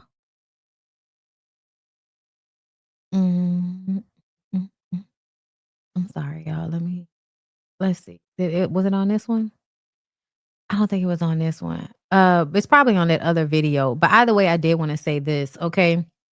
He said, I got out thinking I had a girlfriend, Angela, locked in, but I guess nothing is ever really locked in. So now I'm back. Now, mind you, he just finished cursing that lady out and telling her that she need to be okay with being embarrassed. And then he fucked Krishan, obviously, and then asked Krishan to bark like a dog before she came into DDG's studio. So, yeah. So now I'm back on a prowl for some serious, for something serious, because something is not a word. I don't know. Both of my BMs left me in prison, stranded for dead. If I wasn't out today, they'd still be fucking off. What? They will never get the chance to do that again. Don't let them run you off, ladies.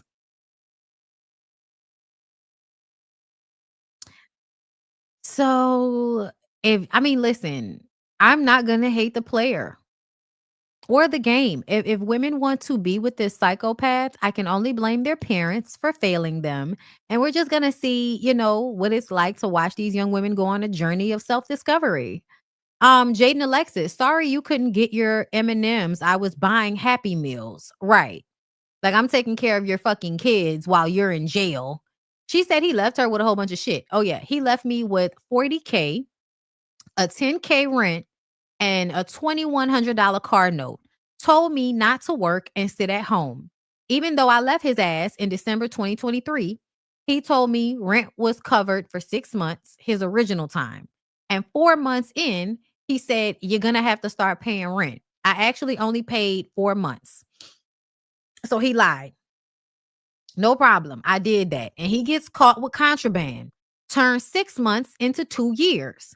So I kept working. Then March 2025, find out behind my back, he was fucking one of my friends and one of his close friends' baby mama. So yeah, Motherfucker, it's fuck you. I ain't asked you for nothing while you was in there and ain't asked you for shit now. Put down the pipe, because the only one smoked out is y'all. Wow. Wow. She put it all out there. Sounds like Jaden is still going to be staying away, because she did like a sit down with his, rabbit ass mama. And I remember being like, I'm glad that she's over him, but hearing the way the mama kept trying to convince, you sure you done? You sure? Bitch, if you don't let Stewie move on with her motherfucking life and go get her a dude that got some sense, out here trying to trick hoes in a relationship with your weird abusive ass fucking son. Nigga crying over chocolate and nuts. Shit weird over here, cuh. He said, if I gave you $90K, dumbass, all you did was send me my own damn money. You would have been better off apologizing. Nigga, fuck you. Come on, if I gave you $90K, dumbass, all you did was send me. I don't even understand what he's talking about. Boy, fuck you. I don't care what you talking about. Once you gave it to me, it wasn't yours. That's how I feel. Fuck you.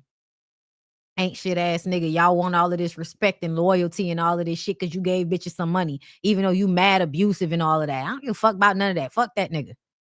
Now, Krishan breaks down in tears at the airport following a fight with Blueface. A bitch is tired, bro.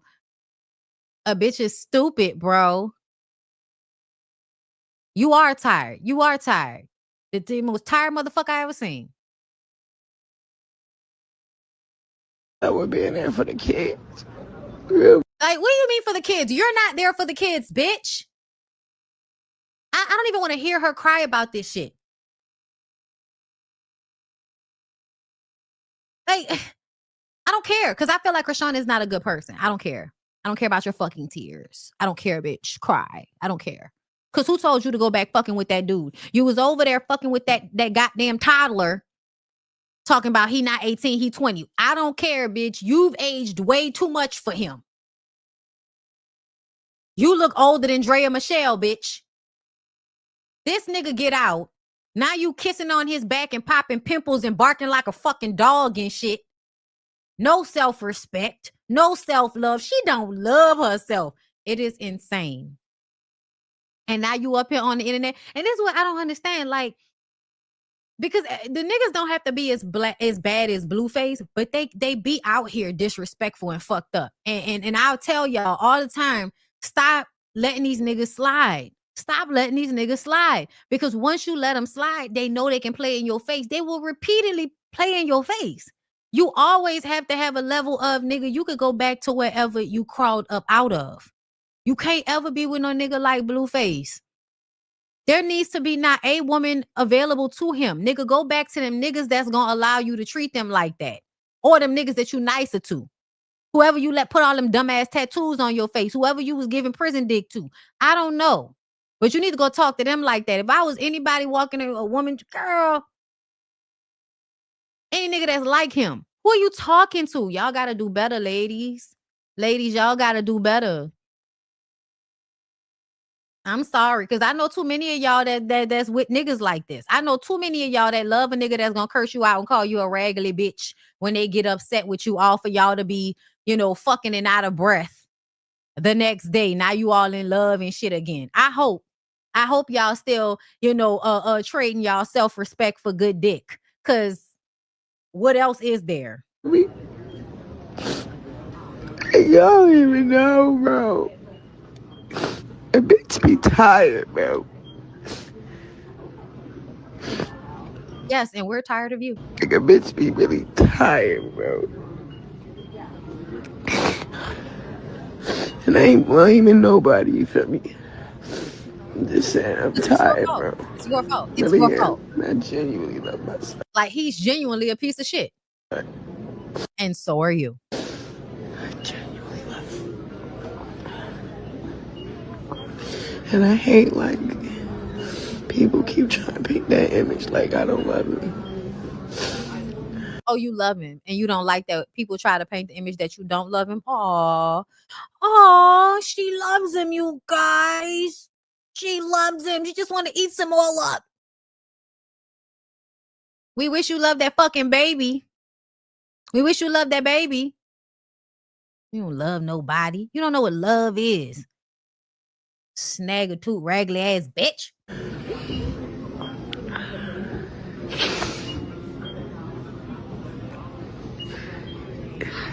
I just wish, like he got the same love I give him from his father, his grandma, everybody. Like, that 10 on the chin, like, that's what I get. You know what I'm saying? Like, I should have got married, bro. That's why, like, when you go against the word, bro.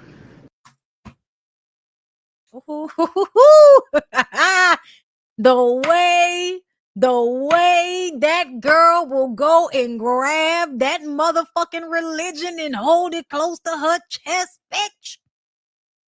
You think you should have got married because then your life wouldn't be like this? Because God wouldn't be angry. So because you didn't get married, God is upset. And that's what's happening here. Do y'all see what I mean? Do y'all see what this is? Girl, what? Now the Lord is somewhere like, nah, bitch, I don't know how 2 + 2 = 7. And really be there to just protect you, you know? Like, what's up with being there for the kids? Real. Meanwhile, she crying at the airport.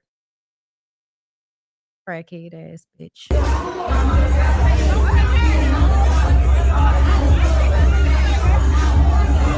And this duck ass, thirsty ass, depressing ass, insecure ass, old ass, I hate myself, pop my butt looking ass bitch is at the club rubbing all on this disrespectful ass little nigga. Ain't you old enough to be his fucking mama, Hazel? Yeah, we know Hazel likes to be abused. We know. Let me tell you why the older I get, the more I can't stand raggedy ass bitches like this. Because y'all got kids. Y'all got kids. Y'all have daughters that y'all are going to raise up to not have any self-esteem, to not love themselves, to think it's okay and it's normal for a man to be abusive towards them, verbally, financially, emotionally, physically. They're going to think it's okay because their rabid ass, insecure, pathetic ass fucking mama can't just figure out her own shit. Oh no, she got to keep recycling abusive dick in and out the house. Because what the fuck is this? Like,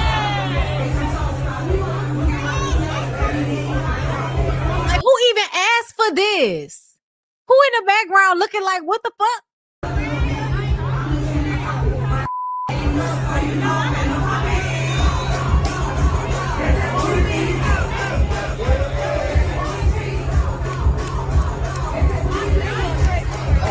I get a fucking why I get a goddamn copyright strike. So they in a club. They in a club. Was he pulling your skirt up? Look at this nigga face. Like, why would you? And then the fact that he just got out of prison. So first he went and fucked Krishan. And if you fuck him without a condom, oh, that's old boy from Love and Hip Hop. That's what he really want. That's what he really want. Hazel there rubbing her booty on him because he don't want nobody to know that he really want the nigga that's across the room. That's that nigga from Love and Hip Hop. Yeah, I know that nigga. Mm-hmm.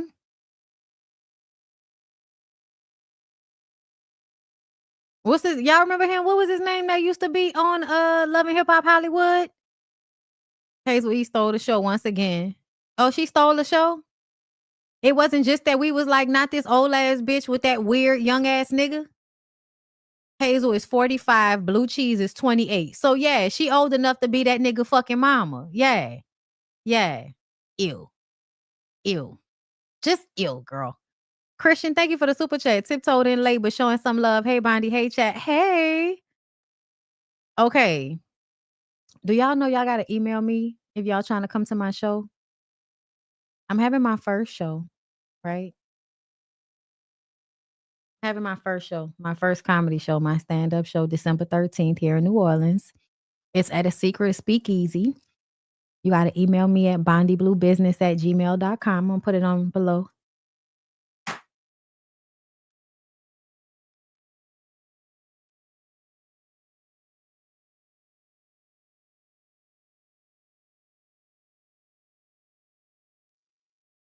There will be food. It's a specialty cocktail for the $60 ticket. The $45 ticket is just general admission. And there will be food. Okay. I am very excited about it. I'm working on my show now. But yeah. Just to do a little shameless plug right quick while we talking about You raggedy bitch. because that's what's going on here. Ugly nigga, but I look better with you. I know that's right. Yeah. Your mama said the same thing. Welcome home, Blueface, baby. The streets wish you, baby. Man, women like Hazel E, I feel like they have to like I don't know how you get used to niggas like talking to you like that and playing with you like that. Right? Because to me, like women that are like open to these types of men being around them in business or in their personal lives, these men talk to you crazy, like out of nowhere, just straight disrespectful shit, talking to you crazy, call you out your name, handle you any kind of way. Like if you know a nigga move like that, why would you want to be in a relationship with him? Also, why would you want to act like you want to fuck him when you know he just got out of jail? Who knows what he was doing in jail? Then he went and fucked Krishan. Who knows what Krishan been doing with her? Okay, with her freeze box. That trash can she call a pocketbook. Cause I just feel like she don't have good body. Nothing about that girl look like she got good hygiene. Nothing about her look like somebody taught her how to wipe front to back. Nothing about it. And y'all know how nasty ass degenerate niggas love a stank puss. They love a stank puss. My auntie told me that, y'all. This is why I go to the call game to talk to the old bitches. They don't like when I call them old, but this is why I go and talk to them. Because they tell me stuff that I ain't never know before. And they tell me that a lot of these raggedy ass niggas, they love a funky pussy bitch. Their wife may not be a funky pussy bitch, but they gonna go out there and they gonna fuck on a funky pussy bitch. Something about pheromones and shit. And we not talking about, remember when Ray J, because y'all remember I played that clip of Ray J saying that he like a bitch that smell like, like a filter fish? That smell like a market? That's what they say. And it's true. They love that nasty ass shit because them niggas is nasty. Niggas is gross. And so then imagine trash bag pocketbook having Krishan hops on this nigga dick without a condom because she want another baby by this nigga. He fuck her. He just got out of jail. Might have had some bussy in prison. He might have been bussy in prison. That's why you get all big like that. You know what I'm saying? So you could be able to fight off niggas that, stole your bussy from you. So he might have had a stole bussy, came out, hopped on top of her trash bag ass coochie. And then now he's dragging it over to your house, Hazel E. Yuck. Just yuck. And then on top of being disgusting, that nigga might have all kind of infections in his fucking face from them prison tattoos that look like they got him all swollen in the face area. The nigga look like he got an infection.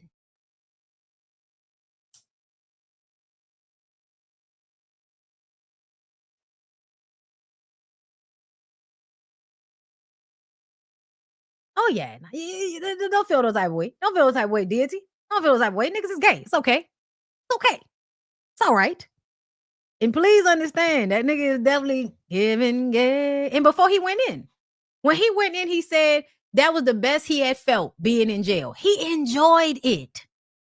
But he had FOMO because you can't make content in jail. But I'm sure he was like really enjoying it. He didn't have to pay no bills. He ain't have to deal with no bitches like that. He could just talk on the phone with them, hang up on them hoes. And then, y'all, can you imagine hanging up from a jail phone? Nigga get to do all type of stupid shit when they hang up the phone. Bitch. What if, if it's on the wall? You know what I'm saying? You doing all kind of dumb shit. You know what I'm saying? Hanging that bitch up hard. Bitch, you still there, bitch? And hanging up the phone. Like, he probably had so much fun hanging up on hoes in prison. Listen. He was having a good time there. But he had FOMO. He had to come back out. Had to get back to content. He's not the same nigga though, y'all. And I'm gonna tell y'all how I know he's not the same nigga. First of all, I notice when niggas are disinterested in women dancing on them. She doing a lot. The nigga seems disinterested. Reminds me of his homeboy, DDG, who I also believe, is secretly gay. I'm gonna just go ahead and say it out loud. I think the nigga is secretly gay. I do. I'm gonna think a lot of niggas are secretly gay. I think if a lot of niggas could just jump in the bed with their homeboy at night and rub their feet together like them two niggas on Righteous Gemstones, a lot of men would be way happier. They would, y'all. They would. But y'all don't want to let them. Y'all don't want to let them just be gay. Sad. Speaking of DDG, DDG's brother. Fans call out DDG's sister TT for defending their brother Dub after he pinched his girlfriend, leading to her hitting him. He put hands on her first. Why is she not checking her brother? So one thing that I have learned about niggas is when niggas play fight is because they actually want an opportunity to hit you. Because my dad used to do it. This is what they do. They act like they playing. Right? Tapping you and shit. Hitting you, they might pinch you, do some shit. You stop. You don't feel like it. It's obvious you don't want to play. Stop. They don't stop. They keep doing it. They know you're getting upset. You get upset, you hit them back because they keep touching you. Once you get angry and you hit them, now they can go ahead and hit you and act like it was because you hit them first.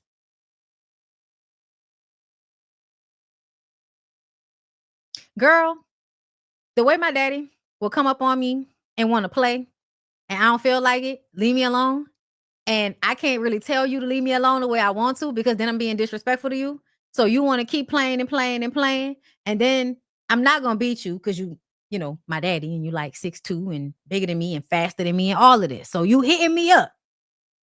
If I get mad and yell, hey, who you playing with? Who you playing with? Now it goes from you was playing with me to now you're angry with me because I'm angry with you.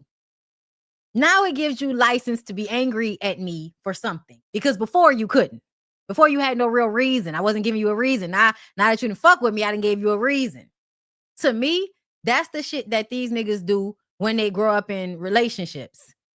Baiting girls into these altercations by doing little aggravating shit. The girls say, leave her alone or stop. You see she holding shit. Yeah. They bait you and then make it seem like you just out here hitting on niggas. That used to happen all the time. Especially when I was growing up. Yes, intentionally. I don't know why everybody thinks that niggas do shit and it's not intentional. One of the first things I think a lot of boys learn how to do is tire women out or play mind games in order to like exhaust women, right? Like circular arguments, consistently asking you over and over and over again, a lot of coercive behavior.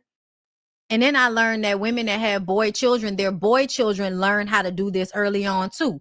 And so they'll tire them out. The mama say no about something. They just keep asking and keep asking and keep asking and keep asking and keep asking until she get tired and she's just like, okay, fine. Just so they'll leave her alone. They grow up, they do this in their relationships. But it is a lot of pretending to be playing. That's why I don't take, they was just joking. Oh, they was just trolling. Yeah, I don't believe in any of that. I don't believe in any of that. Oh, I was just joking. They was just trolling. I don't believe in any of that. When people do shit, they did it. I don't give a fuck if they thought it was funny when they did it. They did it. Stop. No. That it hurts, Dejon. Why was your lip? See, look, now he pinching her arm. Huh? Yeah, I'm too quick with this shit, dog. You see? This is exactly the type of shit, bruh. This is exactly the type of shit. And you don't know, but the nigga wants to hurt you. Like, he's doing it to hurt you. The way he was just pinching her arm, he was trying to leave a bruise on her arm. Your forehead could have got touched that quick. Stop. Why was your lips swollen? The hell? Because hyaluronic acid, Dejon. The fuck is hyaluronic? Stop. Don't do that. You just now, y'all seen all this time he been doing shit to her. Y'all saw this whole time he pinching her. That pinch on the arm looked like it fucking hurt. But he fucking with her, and they in the back seat on the phone acting like they don't see nothing that's going on. And as soon as she start hitting that nigga back, now you want to jump in. Don't be hitting him like that, girl. Fuck you and your raggedy ass mama and this dusty ass nigga that y'all making excuses for. Yeah, Dime P said she a good one, cause fooling with me, the sister would have got hit mid sentence. Listen, I may not have hit her, but I'd have cursed her the fuck out. And then if she got close to me, I might have hit her. pinched my neck so hard. Why was your lips Stop doing that. That hurt. You can push him off, but you don't have to be hitting. Girl, shut the fuck up. Don't do that. Don't do that. And she's just ignoring her. And you spilled the whole drink on me. That nigga is abusive. This is abuse. I know y'all not gonna want to deal with that. This is abuse. Sorry, niggas that's doing shit like this, he wants to hurt you. He wants to antagonize you. You gonna have somebody else defending you while you putting drinks in my face and you pinching my neck and my arm. Why do you do too much? My lip is swollen because I woke up and it's hyaluronic acid. I'm convinced we were drugged. I don't know. Stop. First of all, he put his hands on her first. Why is she not checking her brother? Because everybody's a pick-me. Everybody is a pick-me defending a man. Defend the abuser. Defend the man. Make a victim out of the grown-ass man that knows exactly what he's doing. That's what's always happening. So it's apparent at this point that DDG's mama is the fucking problem. Because she's sitting back there laughing, not saying a fucking thing as her son is doing all of this.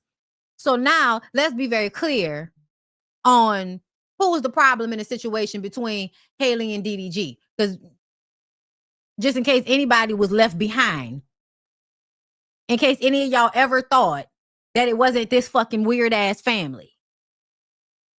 Yeah, he pinching all right here. Why you pinching right there? Pinching her arm? Y'all, I'm telling y'all, all that shit. All that shit. I used to get pinch my nose, all kind of shit. All of these little things that are supposed to be perceived as like jokes or just like, kidding around, but they physically hurt.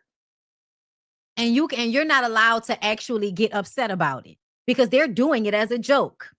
And if you get really upset about it, then you're the problem and you can't take a joke. Yeah, y'all. Oh, Lord. True to this, not new to this, my God, on today. So let's get into the Deon Cole.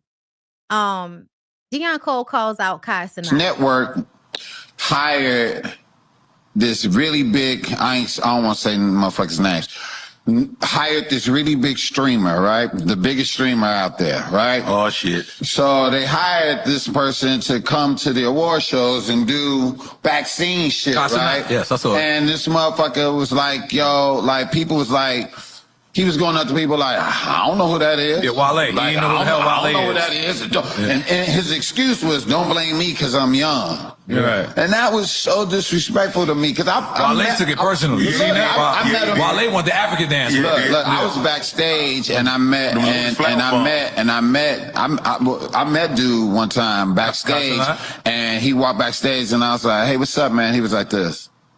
And he walked off, and he was with I like that dude, the blonde hair, Drewski. He was with Drewski. Yeah, and Drewski looked at me and was like this.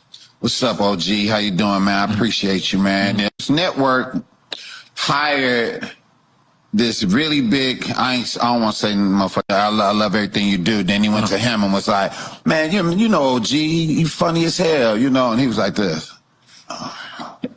and just walked off and shit. And I was like, that's cool. Yeah. That's cool. I'm cool with that. I'm good with that. If you don't know who I am, it's all good, right? But when you go on the record and say, when they trying to go this baby face, and this is this person and that person. On the red carpet with Babyface? You like, but look, but they asked him, and he was like this, I don't know these people. I'm young. Don't blame me because I'm young. He's not that fucking young. Let's start there. He's not that young. He's doing it intentionally. It just goes to show, because he has all of the followers, he doesn't have to actually be equipped to do the job. Just have a whole bunch of followers and disrespect the people who are making the show. That's incredible. That's incredible to me. I don't think Kai Cenat, I don't know what his heritage is, but I don't believe he's African American. And I do believe that he's somebody that doesn't really like African Americans like that. He seems to be very disrespectful to our culture, but he gets to represent it because he's Black and becomes famous in America. So now he's a representative for a culture that he doesn't understand, doesn't really seem to have a respect or appreciation for. And that's another reason why I don't like how a lot of those older people were going on his platform. Like, it was something about that annoyed me. You know what I'm saying? Like, why are y'all going to this boy's platform just because he got a lot of followers? It doesn't jive. It doesn't jive. Like when Tisha Campbell was there, it was a lot of times I was just like, why are y'all, when Mariah Carey was there? Like, I get that he has a lot of people following him, but so fucking what? So what? Aren't there other people that would be more aligned? You know what I'm saying? That would know who these people are. Like, that shit is so crazy to me. And I saw somebody, one of the homeboys in the comments, laughing, talking about he was trolling. And I'm like, I don't think it matters. Like, I don't think it matters. I don't think it matters that you knew who they were and you were just trolling. Because to them, how it felt to them is that you were disrespecting and you didn't know who any of them were and you didn't care to know who they were. And then you said out loud on the job that I don't know any of these fucking people because I'm so young. If that's trolling, that's also you just not knowing how to do your job. You not knowing your job. You not being prepared to do this job. But because you are a content creator and you stream and you have 1 million people following you on Twitch and shit, this now means that you have enough audience behind you to get a job that you're not qualified for. That's what that means. And I don't have appreciation for that. Because I feel like nigga is making enough money doing what he's doing. Like, he didn't need to be on the red carpet or backstage for BET. He did not need to. That was completely unnecessary because ultimately it gives that his audience is not in cohesion with the whole situation. Like, they don't know these people. They're younger. A lot of them are not Black. I know they are, but a lot of them are not Black. So yeah, I don't know. Like, he's 23. Yeah, that to me, that's not that fucking young. That's not that young. And I say this all the time because I feel like when I was 23, I knew about artists that were out in the 70s, in the 60s. Like, when I was 23, I knew who the fuck, the OJs were, who the Temptations were, who Aretha Franklin was. Like, so what? You know about the people in your culture that come before you.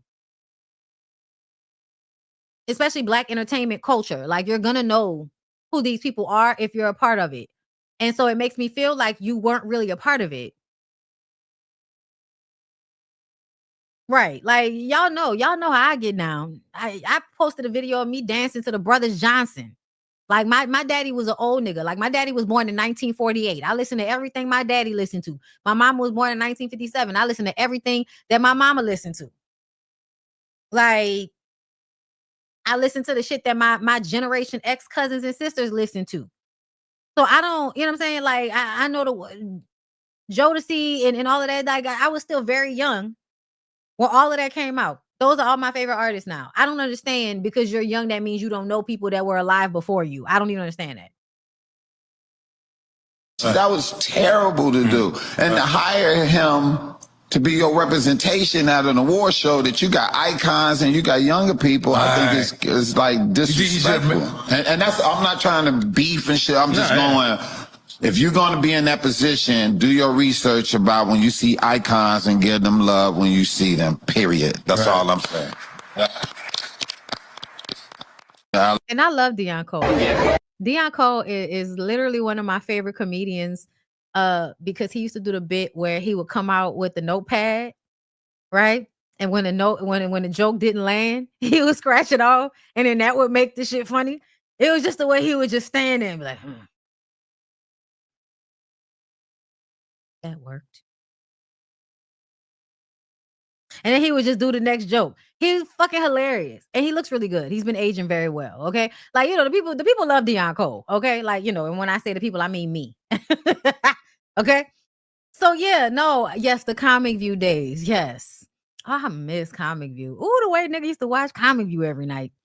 I really hope the people that's coming to my show, I really hope y'all enjoy it. I'm really working on a full set. Like, hey, I'm trying to. There's a cadence to it in my head. Like everything that I see now becomes like, okay, put this in the notes. This needs to become a joke. Like, just figure out how to make this a joke. Like, I'm so excited. But I love comedians. I love Deon Cole. I think he's brilliant. What's up, Blake? Good. Where am I? What's up, Blake? How you doing, baby? You good? Speaking of Drewski, somebody said some shit. And I'm just going to play it just to have like an interim before we move on to the next topic. But y'all know I like to share content with y'all sometimes. Did I not like it? Yes, here it is. People think is comedy that you think isn't. Ooh, the culture of cruelty currently. I don't think that making fun of people who need $50,000 that badly is comedy. Drewski. I don't think Drewski filming people on different levels of the autism spectrum who just need money desperately, auditioning for a fake record company, I don't think that's comedy. I don't think that making fun of people who have a different amount of limbs than you on stage in Austin is comedy. I don't think that these people driving a van from California to Texas on the hope that they can make it, I don't think that's comedy. That's desperation. And what you're doing is essentially Whack Pack 2.0, and Howard Stern stopped that for a reason.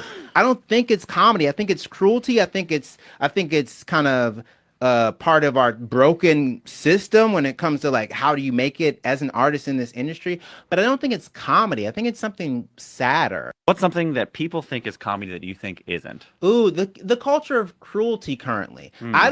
I had to go follow Jay Jordan after this. I didn't know who the fuck Jay Jordan was. But as soon as I heard him say that shit, I had to go follow him because I was just like, finally somebody said it. I feel like I've been teetering around it, but I haven't really said it. Drewski, and just the overall culture of making fun of people on the spectrum through social media and making them famous by doing it. I've been telling y'all for the longest that it makes me feel uncomfortable that y'all make certain people famous because I feel like they're just being made fun of on a grand scale. But because it comes with attention that they never got, they don't realize that people are laughing at them and not with them. You know what I mean? People like Shamar and, R.I.P. Roland Ray. And, like there are people that there are people that I feel like are making fun of. And I just don't like that, y'all. I don't like that. I'm not mad at these people for getting their hustle, but then when I see that no matter how much I see them on social media, it's not equating to them having a better life financially. And I know how hard it is when people have, disabilities and with them cutting all of the things, like it makes me sad. It makes me really sad. And it also kind of sometimes, I'm not even gonna lie to y'all, it creeps me out. It creeps me out the way y'all will kind of, not y'all, but y'all will make certain people famous. Yeah. Dark psychology kind of, yeah. Okay. But yeah, y'all. So Drewski is one of the people where it's like, sometimes I find him funny. And sometimes I think that he is an extremely dangerous individual. And like, I've been thinking about this concept of people, or just, I'm gonna just say people who create this confusion between the truth and what is a performance. There is something so evil about people that will make you think something is fake when it's actually real. And then they'll have a whole bunch of people witness to it, but the people in the audience don't know it's not real. They think it's fake. And then come to find out it's actually real, and it's horrifying, and it's fucked up, and it's being done on on a grand scale. I see that happening a lot. Even when it comes to Ray J, like there's a, you know what I'm saying? Like there's so much really fucked up shit going on, Zeus Network, that's happening like right in front of our eyes. But because everybody is okay with doing the most exploitive things possible for money, and also because, you know, the bar is in hell right now, the type of exploitation that is taking place is extremely dark and extremely fucked up to me on like a social media scale. And when Drewski does these things, like, you know, the record company thing, and then you got the little people coming and you picking them up, and that shit's weird. And then you have the stud girls, right? Like I told y'all that I had actually met one of the girls like before she went on his show, and you know, I knew her, and I was just like, oh wow, okay, you know what I mean? Like I met her at a restaurant, everybody, like, you know, beautiful girl, right? But it's like, as a stud, y'all put yourselves in those positions because y'all want like this stardom so bad. And I'm just kind of like, I hope it works out for you, but it often feels like it's not actually what you think it's going to be. It might get you a few more followers. It's not going to always translate into real fans. It's not going to always translate into real money, but you will have made somebody else real money by showing up, you know?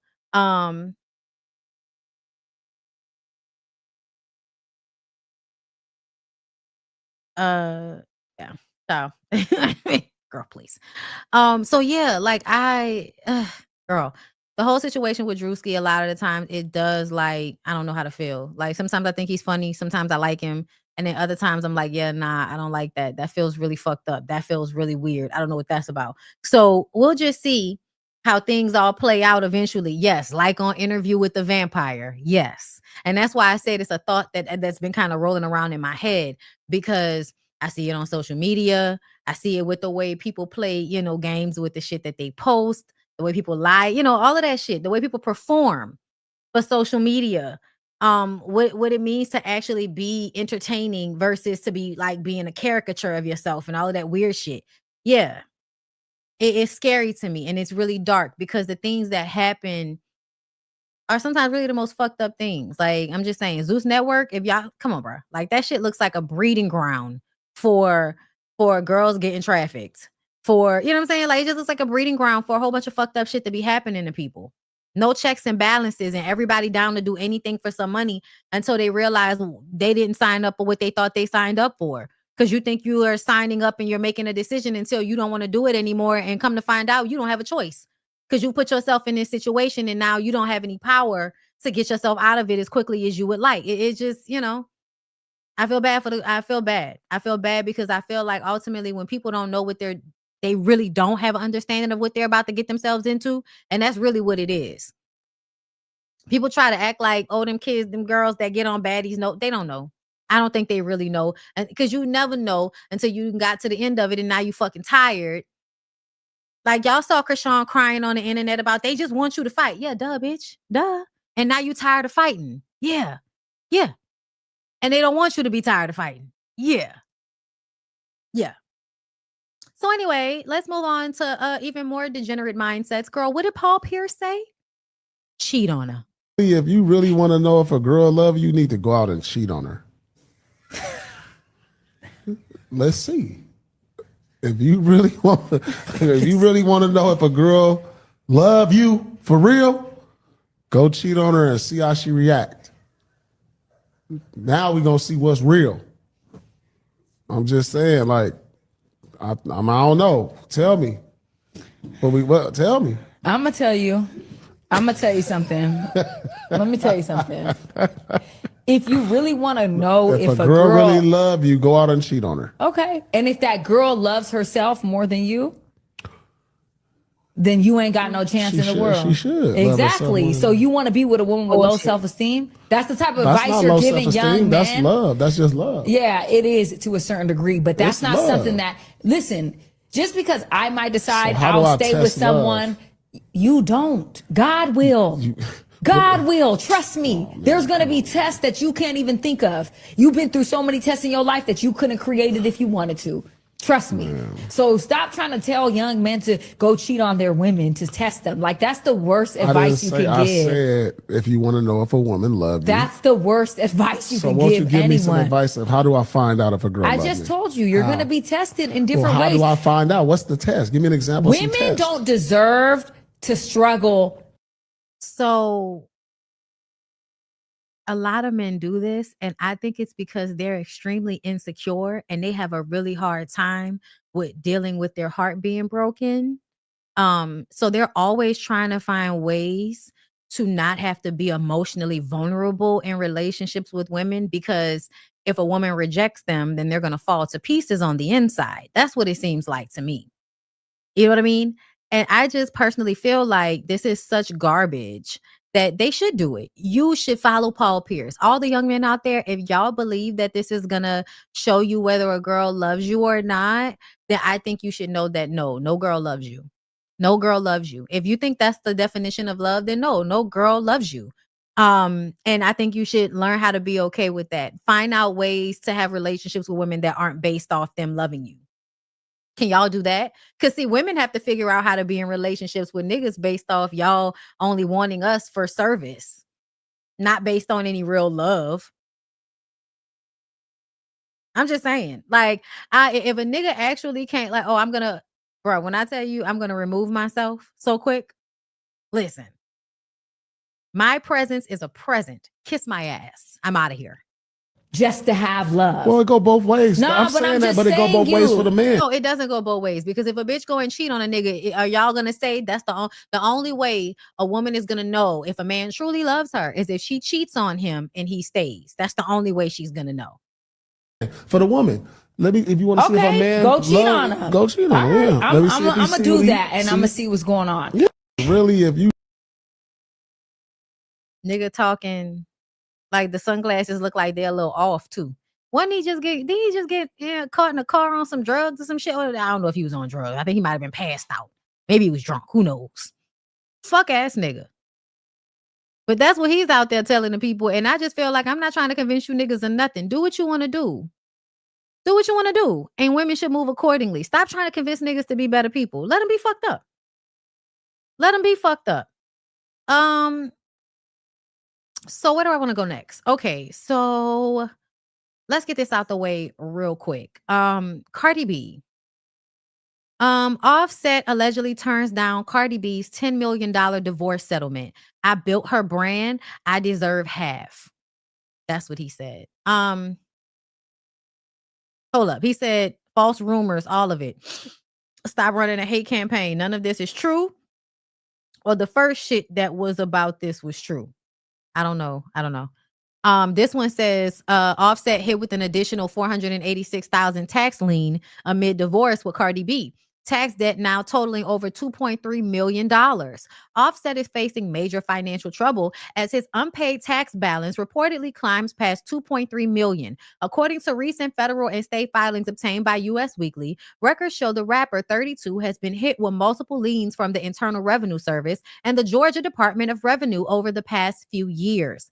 The latest IRS filing adds another six-figure lien, pushing his total outstanding balance to roughly $2,353,692. Separate filings list additional unpaid amounts totaling $1,866,978.73, covering previous years of federal and state income tax. While Cardi B is not named in the filings, the financial developments come at a complicated time for the couple who are in the midst of a high-profile divorce. The pair married in 2017 and share 3 children, Culture Wave and Blossom, but have been living separately since Cardi filed to end their marriage. Tax experts note that if left unresolved, liens of this size can lead to seizures, consequences, frozen accounts. For Offset, the multi-million-dollar debt adds another layer of pressure as he navigates both personal and financial challenges under public scrutiny. Neither Offset nor his representatives have commented publicly on the liens. What I will say is his new album is out, and it's kind of good. I've heard a couple of tracks. Seems like the tracks were kind of good. I think Offset is a good artist. Like I like his track choice and shit. So hopefully he can make some money making some music so he can stop trying to dig in that lady pockets. Cause I don't know all the specifics, girl, but it absolutely gives you over there trying to dig in that lady pockets. You're trying to dig in that lady's pockets. And I think you're trying to dig in her pockets because she's over there, getting pregnant by niggas that you look up to, And speaking of niggas you look up to, Stefan Diggs' alleged baby mama, Lord Giselle, goes live showing off another baby bump just months after giving birth. Government shut. Wow. So this is his baby that's in there. And now it looks like she might be pregnant again. My God. On today. Hold on. I just want to make sure what that was.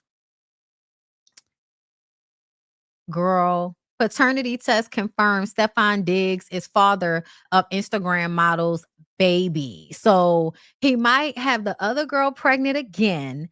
And now we have confirmation on this baby. So Stefan Diggs has officially been confirmed as the father of Instagram model Eileen Lupera's baby girl, Charlie Harper Diggs Lupera. According to Page 6, Lupera's attorney, Tamar Armanek, confirmed the results, saying the paternity has been confirmed. Mr. Diggs is the father of the child. She added that now that the NFL star has acknowledged his daughter, her client hopes they can work together, being great parents together. Okay. Work toward being great parents together. Lopera, a Fashion Nova ambassador. Oh, that's why she looks familiar. First, filed a paternity suit against Diggs in December 2024. At the time, she asked the court for full custody and requested that Diggs cover her pregnancy, birth, and legal expenses. Diggs later responded in July requesting a genetic test after stating he was not certain about the paternity. Once results proved he was the father, he asked for joint custody and to split expenses equally.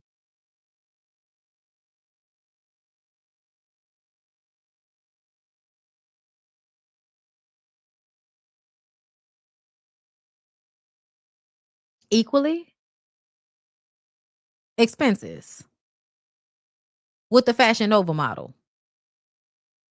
And you, the $100 million football player.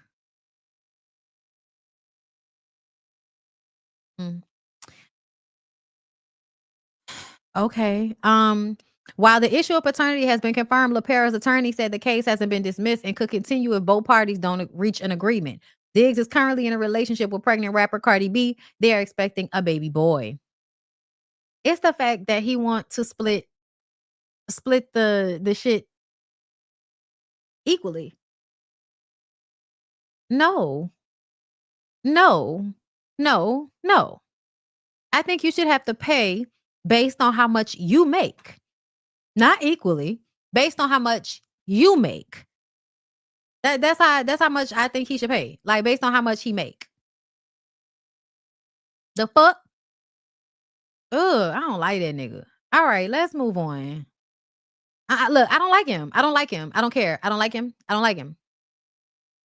So this has been going around, and let's go ahead and get into it. I just had the worst experience ever at the gym, at Gold's Gym, and I think this is probably happening at gyms across America, where like trans women are going into the women's locker room and not really caring about how women feel about it. And it's really hurtful, yo. Like, how you gonna say you want to be a woman or that you are a woman, but you don't give a fuck how women feel? Today I was naked in the locker room. I turn around and there's a man there in boy clothes, lip gloss, standing there looking at me. I'm butt naked. So the first thing I think is maybe there's a worker in here. Maybe I missed the sign. I say the word sir to say, sir, what are you doing in here? He goes, don't fucking talk to me. I'm a woman. I have a right to be in here. Immediately, I'm fucking pissed because I'm butt naked. I feel violated. I feel like weird. Like, I don't want to deal with this, right? So the girls are walking in and they're seeing the commotion and they actually chime in and say, yo, I don't know why he's in here. He's not supposed to be in here. And then I talk to the people that work at Gold's Gym and they don't really have anything to do. They just like, oh, we can file a report about it, incident report. What the fuck is going on? Like, listen, how can you say you're a woman or you want to be a woman and you don't care how women feel? That's nothing more manly than not giving a fuck about how women feel, I'd like to think. And I get it, like, everybody has their own things, and I don't want to say that I know everything about gay rights or trans rights. I'm a lesbian. I've been a lesbian my whole life. I treat people how I want to be treated regardless of whatever their sexual orientation is or whatever they decide. So I'm not transphobic, and I'm not homophobic. I'm not straightophobic. I'm not racist. None of these things. I just believe in treating people how I want to be treated.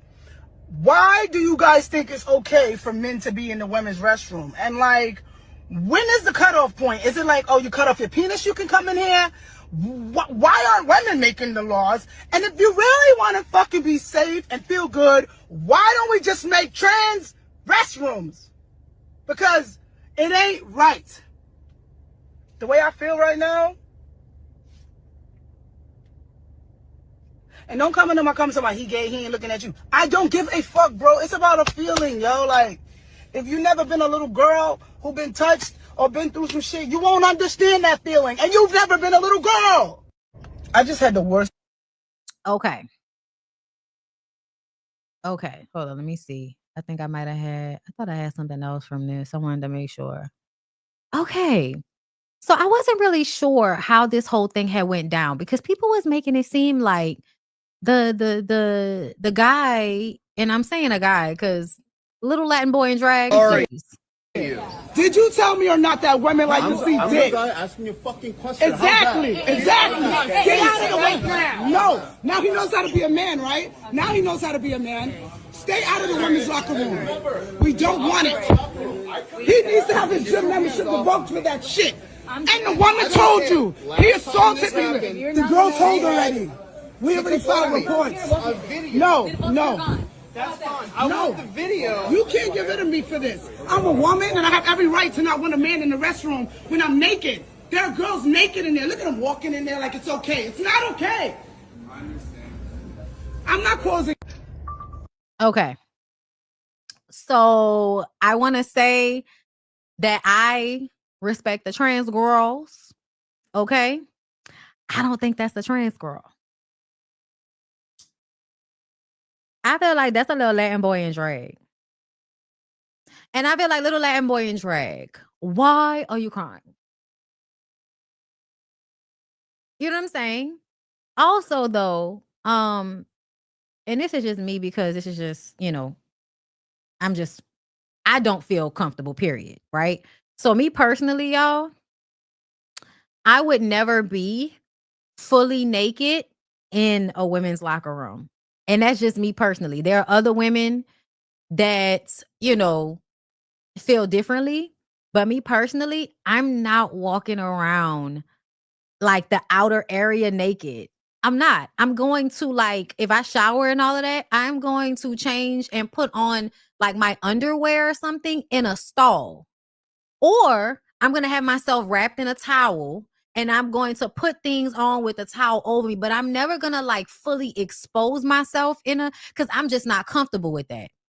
And there's not anything wrong when women do that, but I'm just saying, I don't understand why you are completely, I wouldn't be.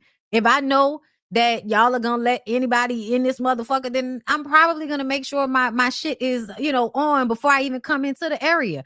I thought that the guy had his dick out. That's what I thought had happened, but apparently not. Either way, I don't think that's a real trans girl because I did see a video. Let me see if I can find it from a trans girl that goes to that gym and they weren't talking to her. They were not talking to her. And she said it. She was just like, hold up. Where is it? Let me see. Because I really want to find it. Oh, here it is. All right. So this is the Madame Physique. All right. And she said she was there. Gold's Gym is crazy. By now we have all seen the video of the trans person in Gold's Gym. Grown men with big dicks in the women's locker room. And that's why I'm getting kicked out. I actually attend that gym, and I knew this was going to happen. So the first time I saw the trans person, they were butterball naked, okay? So I walk into the locker room and I'm going to the bathroom. This is the reason why I thought that the trans person had their dick out. And then I was just like, why aren't you in a stall? You know you got a dick. You ain't really trans. You want somebody to see your dick. And so I see it, I'm like, literally. I understand what's scary about it. I'm able to be in support of trans people and say that still is going to make me uncomfortable if I have children and walk in there and see a men's you know what. That's okay. I'm able to say that as a woman. I'm allowed to say that that would make me uncomfortable because that's a normal, innate response for someone who has had trauma and had these things happen, right? My fam on here, y'all know I was sexually assaulted in May of 2023. So I get it, you know, seeing somebody's, you know what, it's going to be very triggering in the locker room, in a space where women go to feel safe from that particular thing down there. But because I am also trans and I've had my own experience with the whole locker room debacle, which TikTok came to my side as well too, I just took y'all on a journey, child. I was just like, okay, is this a man? What is this? So I examined them, you know, I saw the newly coming, you know, tissue. So I was like, okay, so they're in their early stages of transition. The girls in there, they were not aligned. I was in this locker room at the same time this other trans person was in this locker room. They didn't have an issue with me in the locker room. This gym has never had an issue with me in the locker room. They had an issue with that other person in the locker room because of the fact that they kept being triggered by the sight of their private parts. In fact, when I was in the locker room that day, somebody literally went and complained about the person to the gym staff workers. And, you know, the gym staff workers came into the locker room and they thought that the people were complaining about me. But they was like, no, she's good. We're complaining about that naked person right there. So, sorry I keep pausing. Y'all see I'm trying to make my way home. But anyways, I had got the tea from the gym and, you know, the people in there.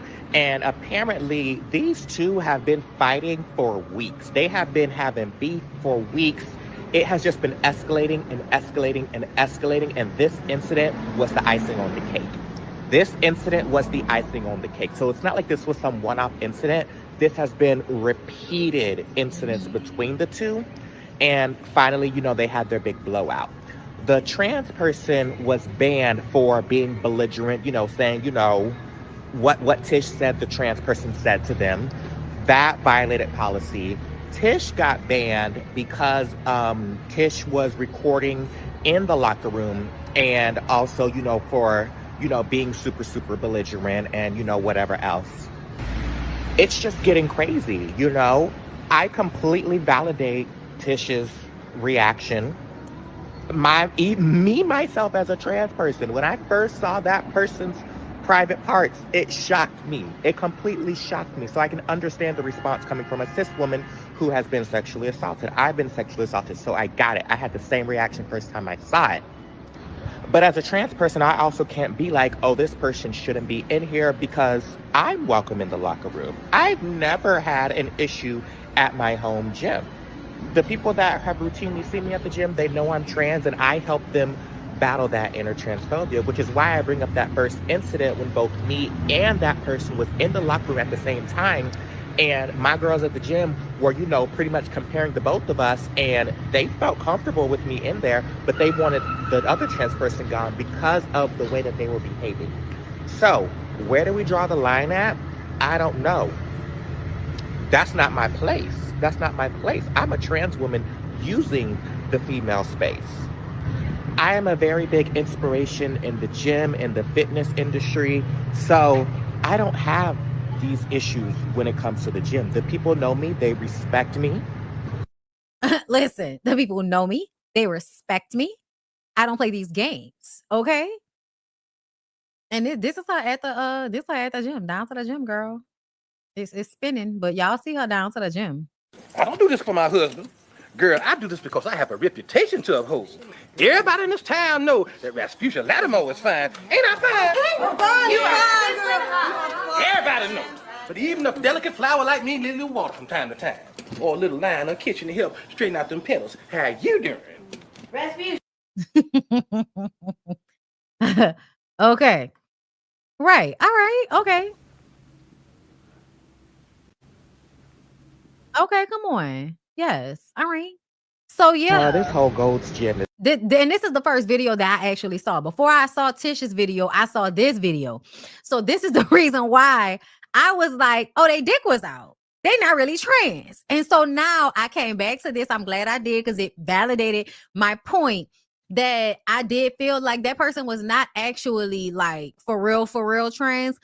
But I do think that people are pervs. Like I think people want to be in somebody's space. They want to feel entitled to it. They want to be able to put on their fucking earrings and a tube top and say I'm a woman and then come into this space and take up space in this space. And I don't think it's even because they want to assault anybody. It's because this specific person. It's because they wanted to make other people uncomfortable with their presence. Like I can call myself trans and I can be here and you can't do anything about it. Like that's what I think the mental was. And then when you say that the dick is always out, yeah, you're absolutely giving like predatory in a way that you want to show your dick off to people. Like I think you're twisted in the head. And when y'all remember how these gropers get down, y'all know we had this conversation, right? The Nick Fuentes, right? Alt-right, super alt-right conservative people. He was beefing with Charlie Kirk, right? Y'all remember that whole situation? Nick Fuentes is like leader of the Groypers, and the Groypers hate women so much that they bully other men into becoming like not really trans girls, but being effeminate, being a femboy, transmaxing. Thank you so much. Thank you so much. So because we now know that there is a group of angry, agitated white boys that are playing these types of games, and they're also racist on top of that, that should give you a perspective of, are you trans or are you trans maxing? And if you're trans maxing, get the fuck out of here. Like, I don't think I would be like completely taken aback if I saw T.S. Madison, or, you know what I'm saying? Also, I would feel like if you have a dick, like, can you do us all a favor? You know, this is not a place for dicks.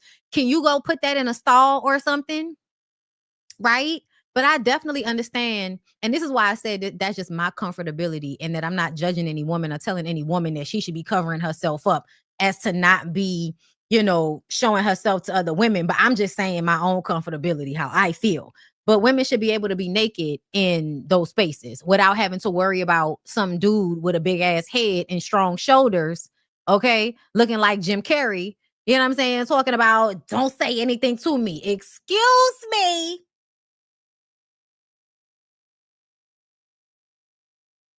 What was her name? Electra? What was her name? Get the fuck out of my face with this. But nah, that's why I said what I said, because I had heard this first, that the person was actually like putting their dick out. Like, you're not trans. You're not trans. You're proud of your dick. You're a perv and you're an asshole. And you're probably a fucking groiper. So you might have some real femininity about you, but it's not because you want to be trans. It's because you're trans maxing.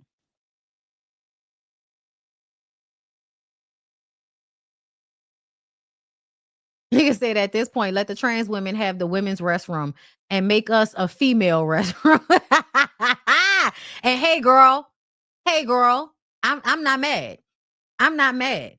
Just like I remember that girl who had a gym, and I remember her saying, like, at first she was going to be inclusive of trans people, and then she changed her mind. And I thought that was some whole shit, because why would you stand on that and make a public statement and go viral for defending trans people and then come back later on and change your mind? That's some weird bitch shit. It gave you was doing it for clout. However, I still feel like if a person wants to only have females, if they only want to have females, I feel like anybody that has a, you know, a business or, you know, something like that, like gyms and all of that, people are entitled. I do. I think people that have private businesses, I do think they are entitled when it comes to things of that nature. And that is because weird shit like this happens. And I'm not blaming trans girls for it. I'm blaming weird ass men that are taking advantage of the fact that trans girls can, like, you know, be in these bathrooms now. I don't really blame the trans girls because obviously the trans girls is out here like, bitch, I am passing. I'm passing. Whatever, you know, and it's like you don't want to be like that because, you know, like y'all know how they do. They'll say a woman that's actually a woman is a man because she doesn't look a certain way. And we don't want that to be happening either. It's just so, oh my God, men suck. Girl, men ruin everything. Okay? Oh my God. So that's what happened with that. Like, shout out to Tish. Like, I think that there should be a gym that, you know, or places, just a separation. Like, people shouldn't have to feel uncomfortable. And I would feel uncomfortable if this big head white boy had his dick out. I would. Now, I want to get into something else, you guys, because we talked about Kai Cenat. And I want to take it back because his girlfriend, who I did not know a lot about, has been on the intranets this week. Okay. Now, first, let me see, because I think this is what happened first. Gigi. No. Okay, wait. Was it the mama? Because I thought I had saw the girlfriend say something first. I thought she came out and said something, but it was the mama first. I'm confusion. Wait, let me check, y'all, because I think that was like a pivotal part of the story. Is that Gigi mama came out and said, girl, I don't know what's going on. Hold up.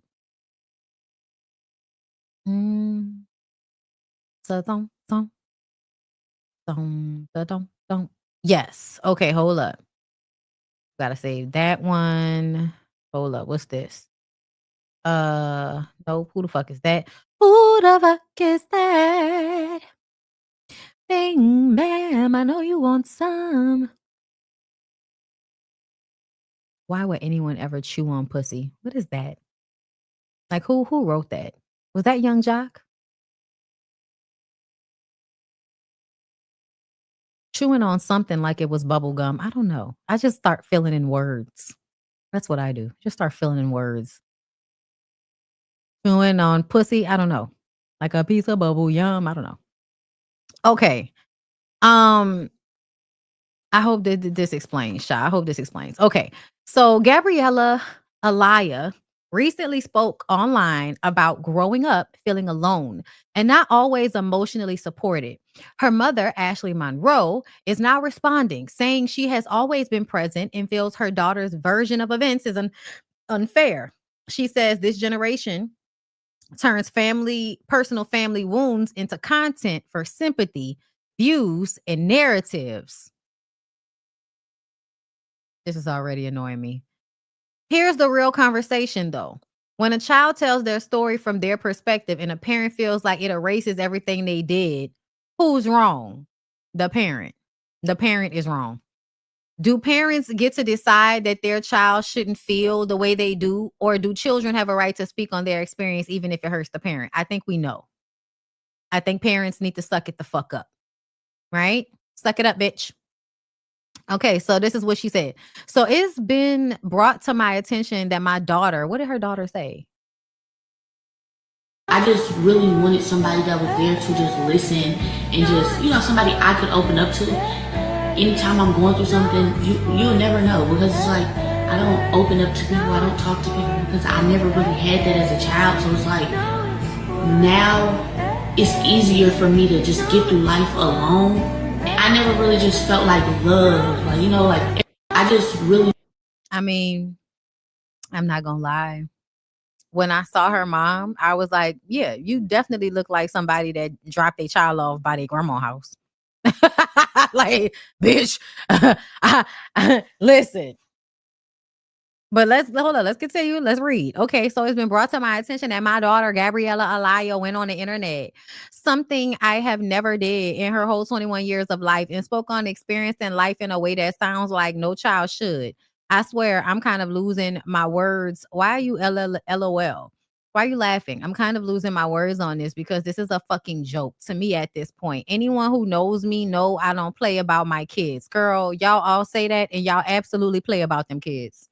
Y'all play in the street. Y'all play in traffic. Y'all play with dick. Y'all do a lot of playing when it comes to these kids. Don't do that. Don't do that, bitch. Okay, anyway, she said it's nothing I won't do for my kids. I don't miss shit that involves my kids. I live my life for my kids. This kid don't know a bad day because of me.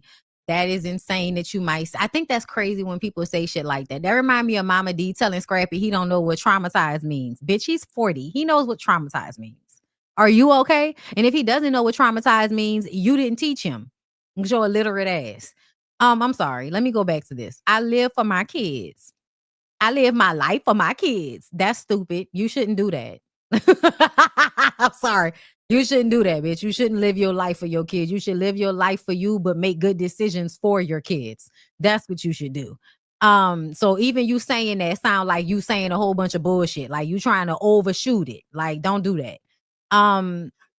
This kid don't know a bad day because of me, but I will be speaking on this. You went on this free app and thought it was safe to say that you went through life not feeling love. That girl, what? Are you now telling her she shouldn't have felt safe to express that she didn't feel loved? Like you went through life feeling alone. What the fuck? Yeah, I'm sorry. Since when did parents become emotionally supportive? Like what? 2010?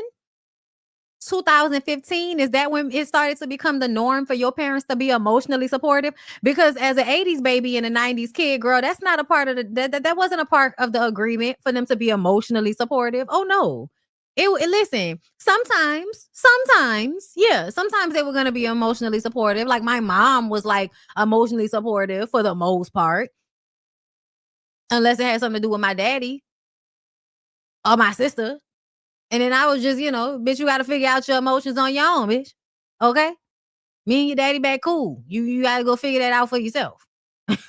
Like, so I had really good parents, and I still feel like there's a level of having to deal with things on my own because of their dynamic, which was toxic, that I feel like, I mean, duh. Like, girl, like, come on now. Let's not do that. Let's not act like just because you provided for your kids and you was there for them, that means you were emotionally supportive. A lot of parents are fucking mean to their kids. They're dismissive. They don't feel like their kids know anything. If their kids are a type of person that they don't like if they're gay or anything like that, y'all tell the kids they don't know who the fuck they are and they can't be whoever they are until they get the fuck out your house. Y'all don't care nothing about how them kids be feeling. Yeah, feed, clothe, alive. That's all y'all care about. That's y'all base shit. They had somewhere to stay. They ate. They had clothes. The emotional shit, y'all don't even, like, that's extra.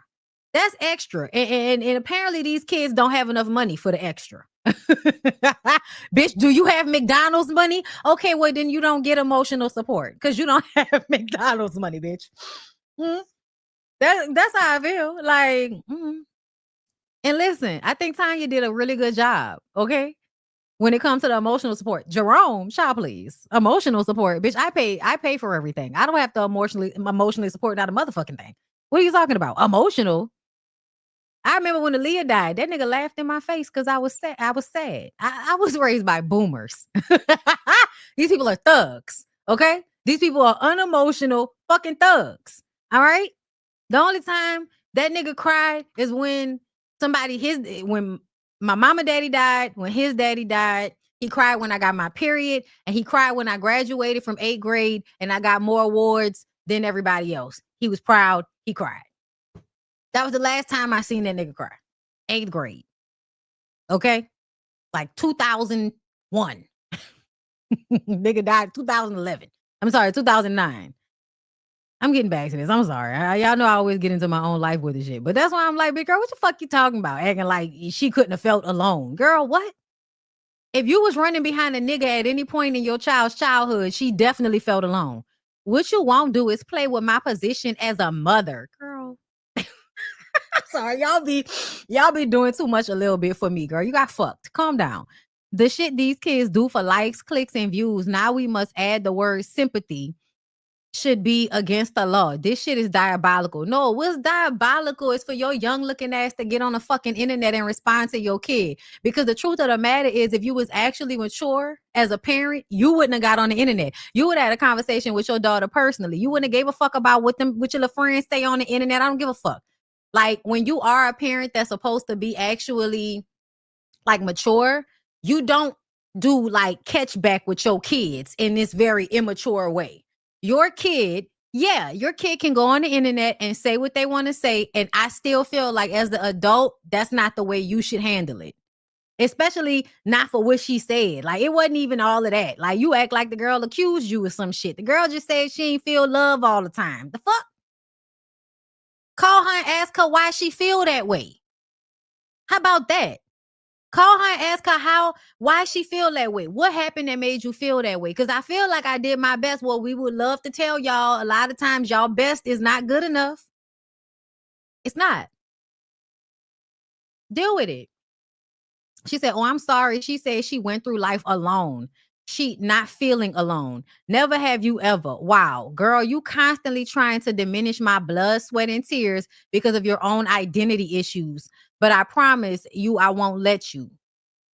If she has identity issues, how old is she? 21, 20? Identity issues. She don't know who she is yet. Ashley? Girl, you making all the mama's name Ashley look real young, bitch. Not in a good way. Okay? I've done nothing but love you silently, loudly, publicly, but it's okay. I'm definitely going to be on this as soon as I can actually calm down. Y'all know I'm super private. What we do is play the internet. What we don't do is play the internet, little girl. Girl, all of this is stupid. All of this is stupid. All because the girl said that she feel like she grew up alone. I'm looking at you. You look like she grew up alone. Now she on the internet. I am exhausted. I'm sorry.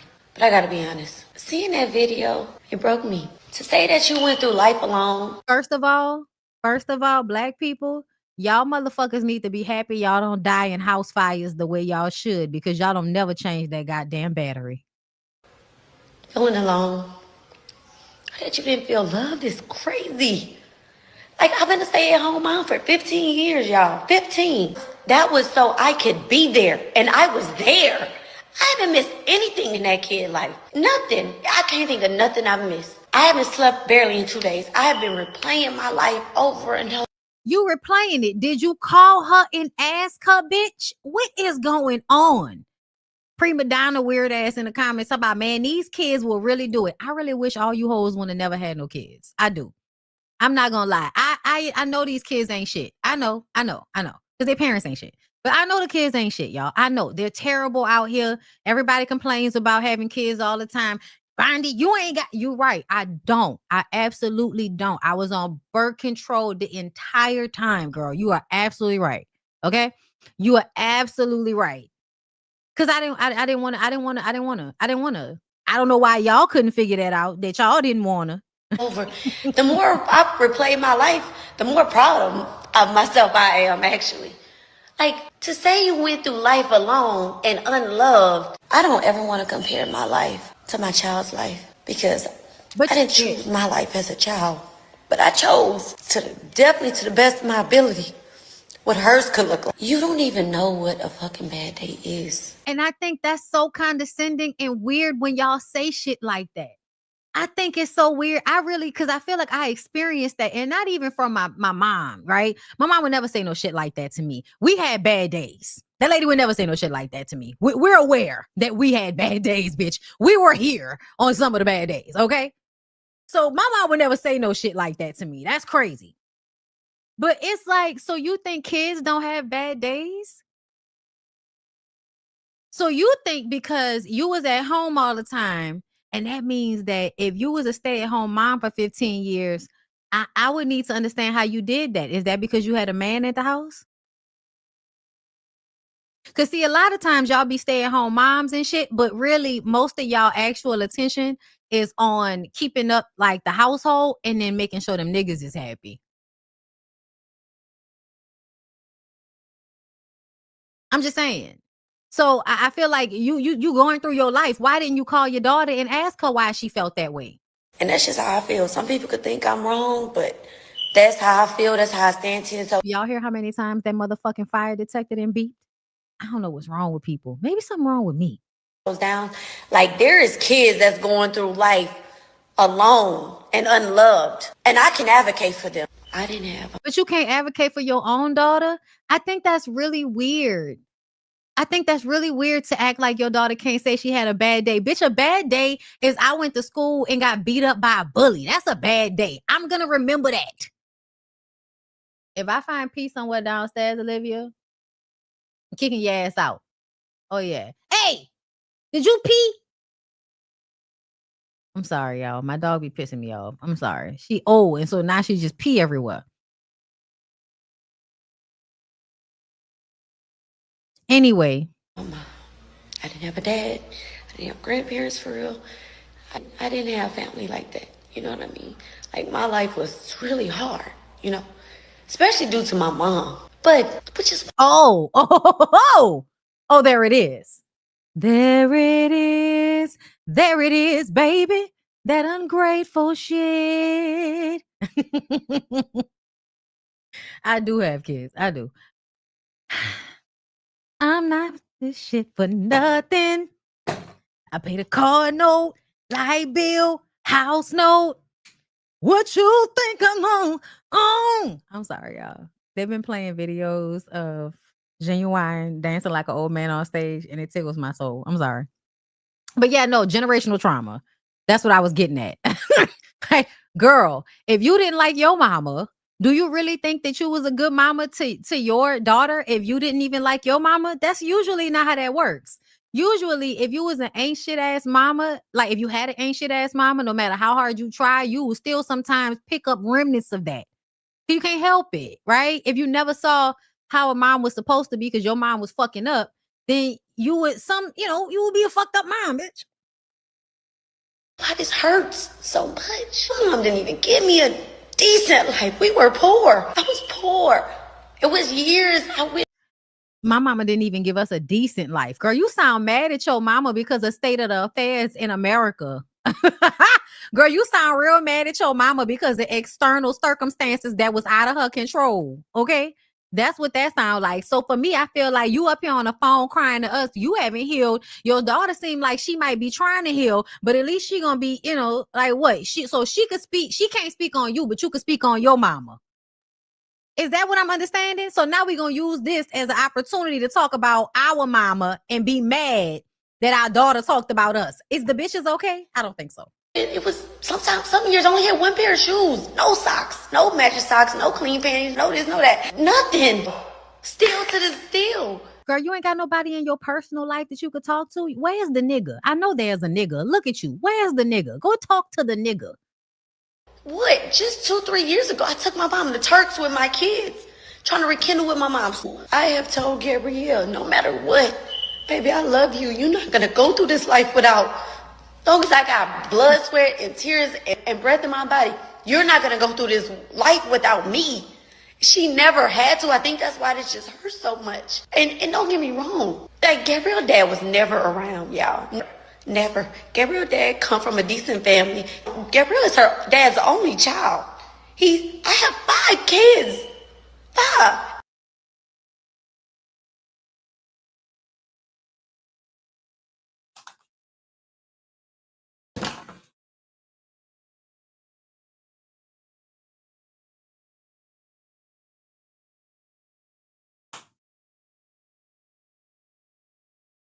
Because sometimes I have to just get up and walk away. Sometimes I have to get up and I have to walk away, girl. Did you just say that Gabrielle is the oldest of 5 motherfucking children?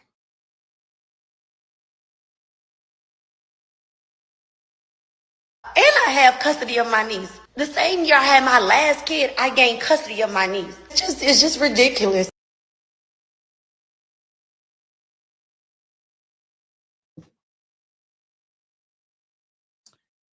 Who helped you with the 5 kids and the niece? Because I bet you any fucking money, whenever you tell me you got 5 kids, bitch, that would make me feel like Gabrielle is acting like an older sister, but a parent to the rest of the kids, which would mean shit would never really be about her. It would be about the younger siblings. the other 4 children that you decided to go and have, and then you brought in your niece. So to me, it sounds like Gabrielle been taking care of little kids probably her whole fucking life. That's what that would tell me. The oldest of 5, coming from a mama that looked like you, oh, she absolutely had to babysit. You know, and I don't want to condemn her dad or convict her dad or go down that road because I have forgiven her dad. I have talked to him. Shit, she just had a 21st birthday party. I threw that for her. She didn't even want to. I was like, no, baby, I've been waiting on this day. Through her big, beautiful birthday party, I invited her dad. You know what I mean? But Gabrielle's dad was never there. Yeah, but it's just like, I fought for this girl. I seen somebody in the comments say, because her mama was outside chasing rich niggas and wasn't at home with her daughter. Baby, I don't gotta chase a fucking thing that I attract, okay? You don't chase what you attract. That's some newfangled language that y'all just came up with in recent years, bitch. But about 20 years ago, oh yeah, girl, you was baiting and switching.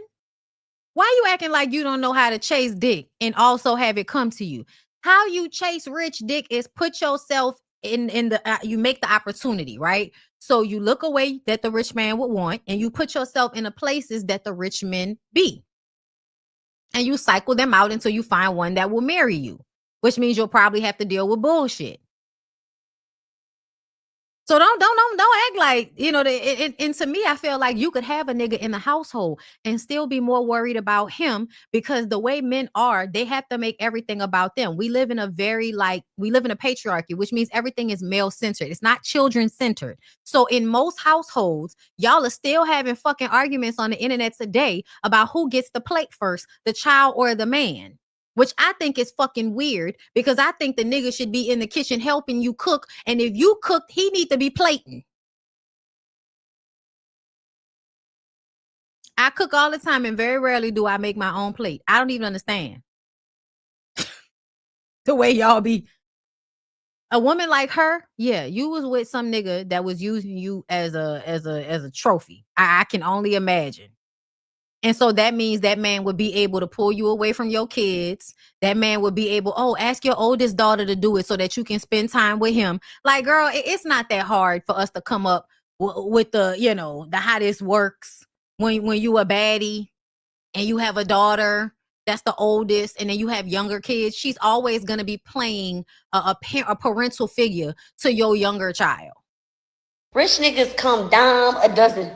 Always have. Even when I was that young girl, getting it out the mud, working at the casino, working at night. So even if you wasn't chasing a nigga, you was working your ass off. So you was working a lot. Okay. My baby to school, doing what I gotta do. Like, y'all don't know me. Don't speak on me. Get out of my comments. Get out of my DMs.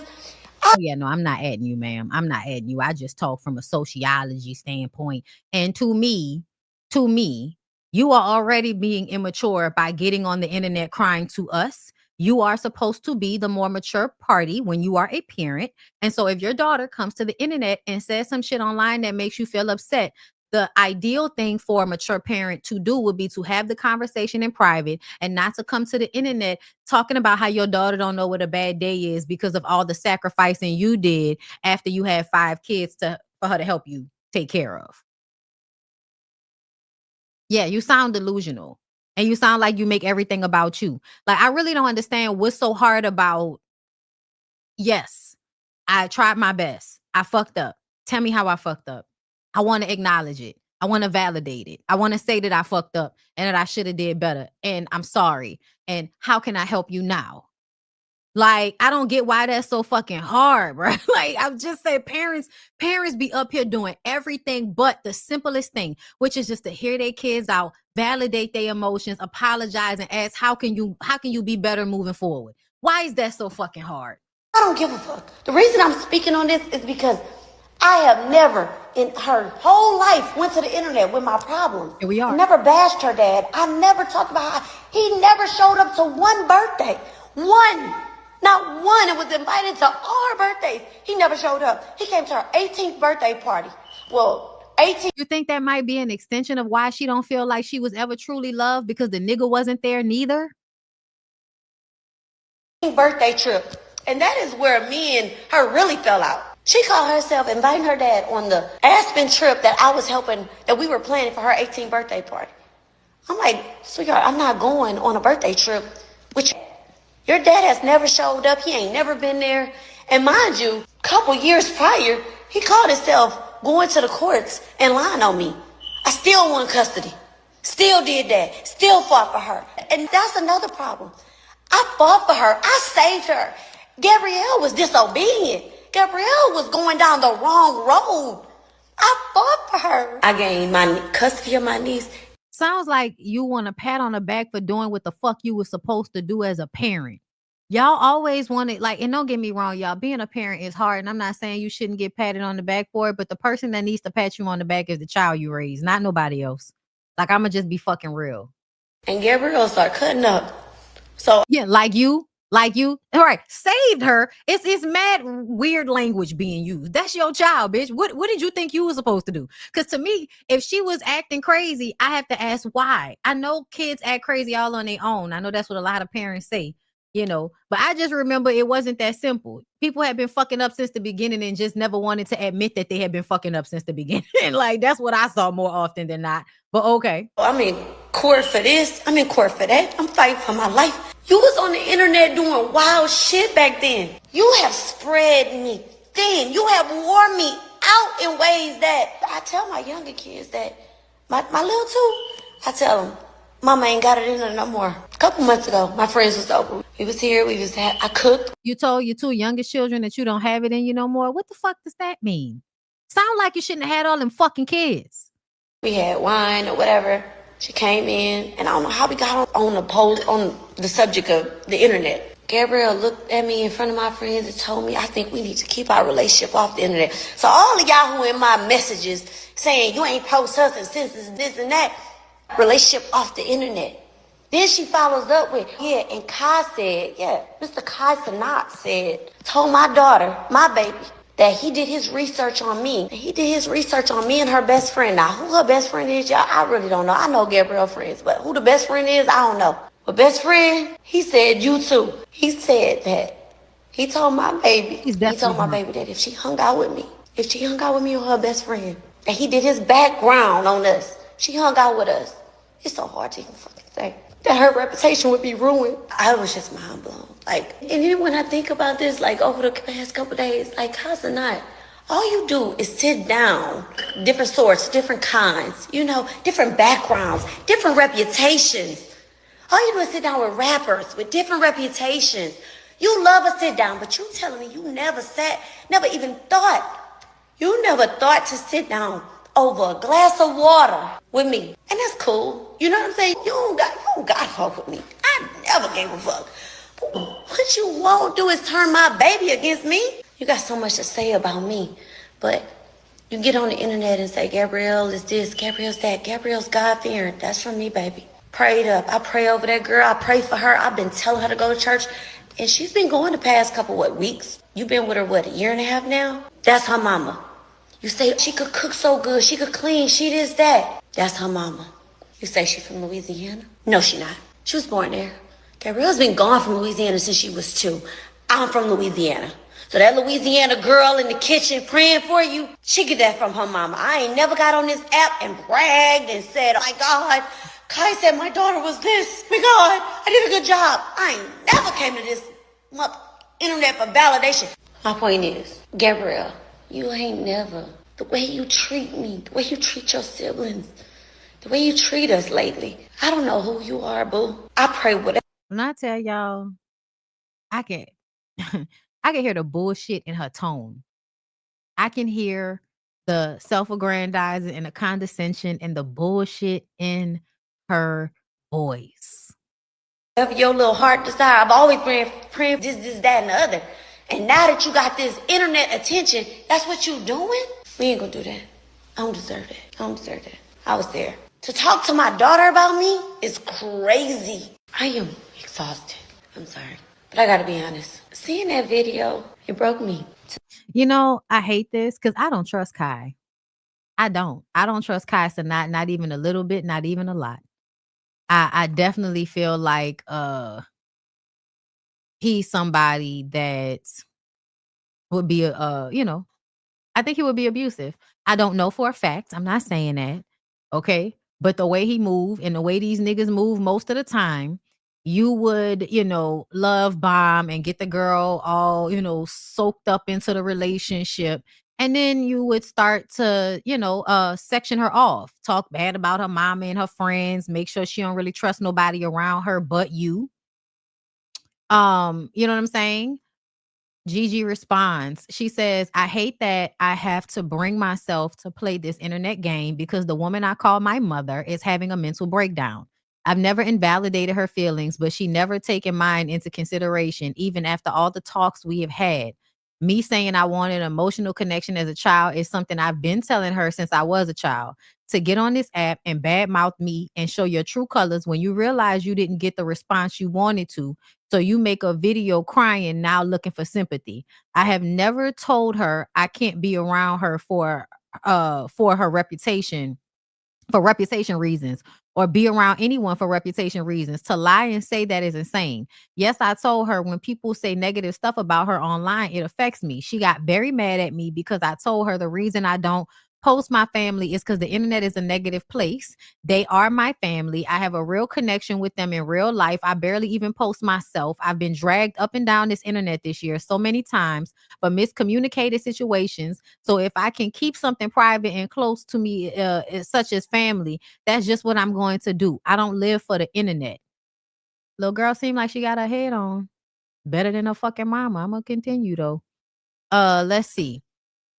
This lady has said hurtful things to me forever. And just when I thought being grown and setting boundaries was my escape, she still finds a way to affect me. I still won't get on here and bash her, but the responsibilities I've had has always been beyond my means. I was even told they were my obligation. Still to this day, when she calls me for help, I never tell her no. She told me she thinks we never had a good relationship because I don't like her. At 17, I told her I was moving to another state. She told me maybe I should so we don't connect with the same men. Mind you, I've never talked to anyone out of my age range.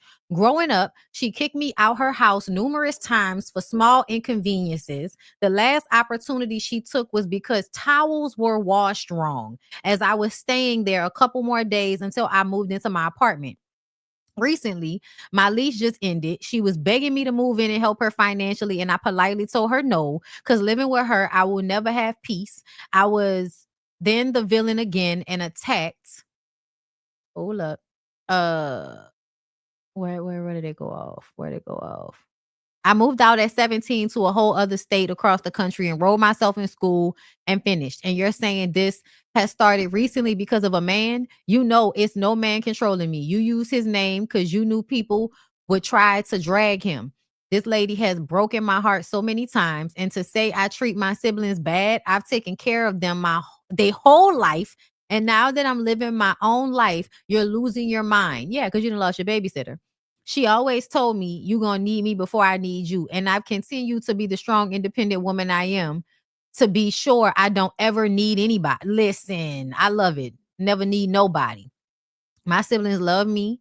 When I'm able to take them out, I do. I just bought them stuff for school and I still will come take my little sister shopping again like you asked me to.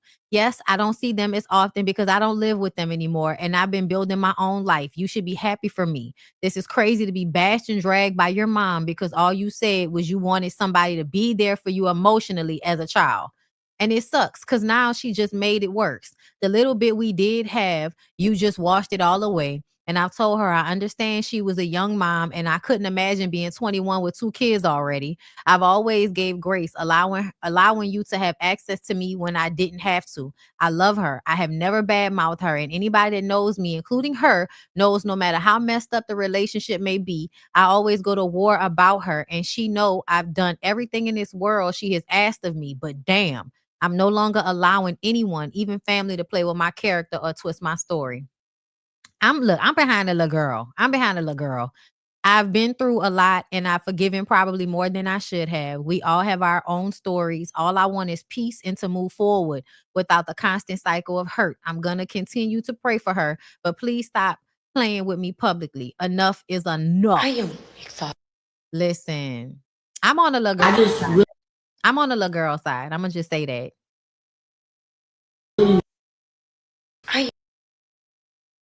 I don't care what nobody say. Because I don't feel like what she said was bad. And I think a lot of us as kids feel that, right? Like somebody asked me, do they think I would have done my YouTube if my dad hadn't died? And I always say, I don't know. I probably would have done it eventually. He would have been mad. Nigga would have probably stopped talking to me and everything. And I wouldn't have gave a fuck. Eventually, I wouldn't have gave a fuck. Because yes, you know, I love you and all of that. But you was an asshole. And I'm not living my life for you no more. Okay, you can kiss my ass. You can be mad about what you want to be mad at. As soon as and listen, my daddy knew. He knew it was going to happen. That's why the nigga started being nice when I moved out. When I moved out, now all of a sudden, you know, you call, you want to see how I'm doing, you're checking in on me, just casual conversation. You need anything, y'all right? Okay. Listen, he also wasn't the type to like not help you move out. Like he helped me move out. He helped me, you know, with my apartment and all of that shit. I think my daddy wanted to mistreat you so you don't come home. That's the idea. That was the idea. Okay. But nah, I definitely feel like the mama ain't shit in this situation. And that's just how I feel. You could have done all of those things and still, why the fuck did you have to come to the internet crying drunk with your titties in our face, telling us that girl don't know what a bad day look like? I'm sure she knows what a bad day looks like. People don't have to be, you know, fucking and having babies at 18, 19 years old in order to know what a bad day is. Because sometimes I feel like the only reason, you know, like, oh, you don't know what a bad day is because you didn't make the same bad decisions that I did. That shit right there is annoying. Like, how dare you tell me that I don't know what a bad day is simply because I made better decisions than you. Fuck's you talking about? Yeah, y'all pray for the young girls. Pray for the young girls. Now she's saying Kai ain't making her do nothing.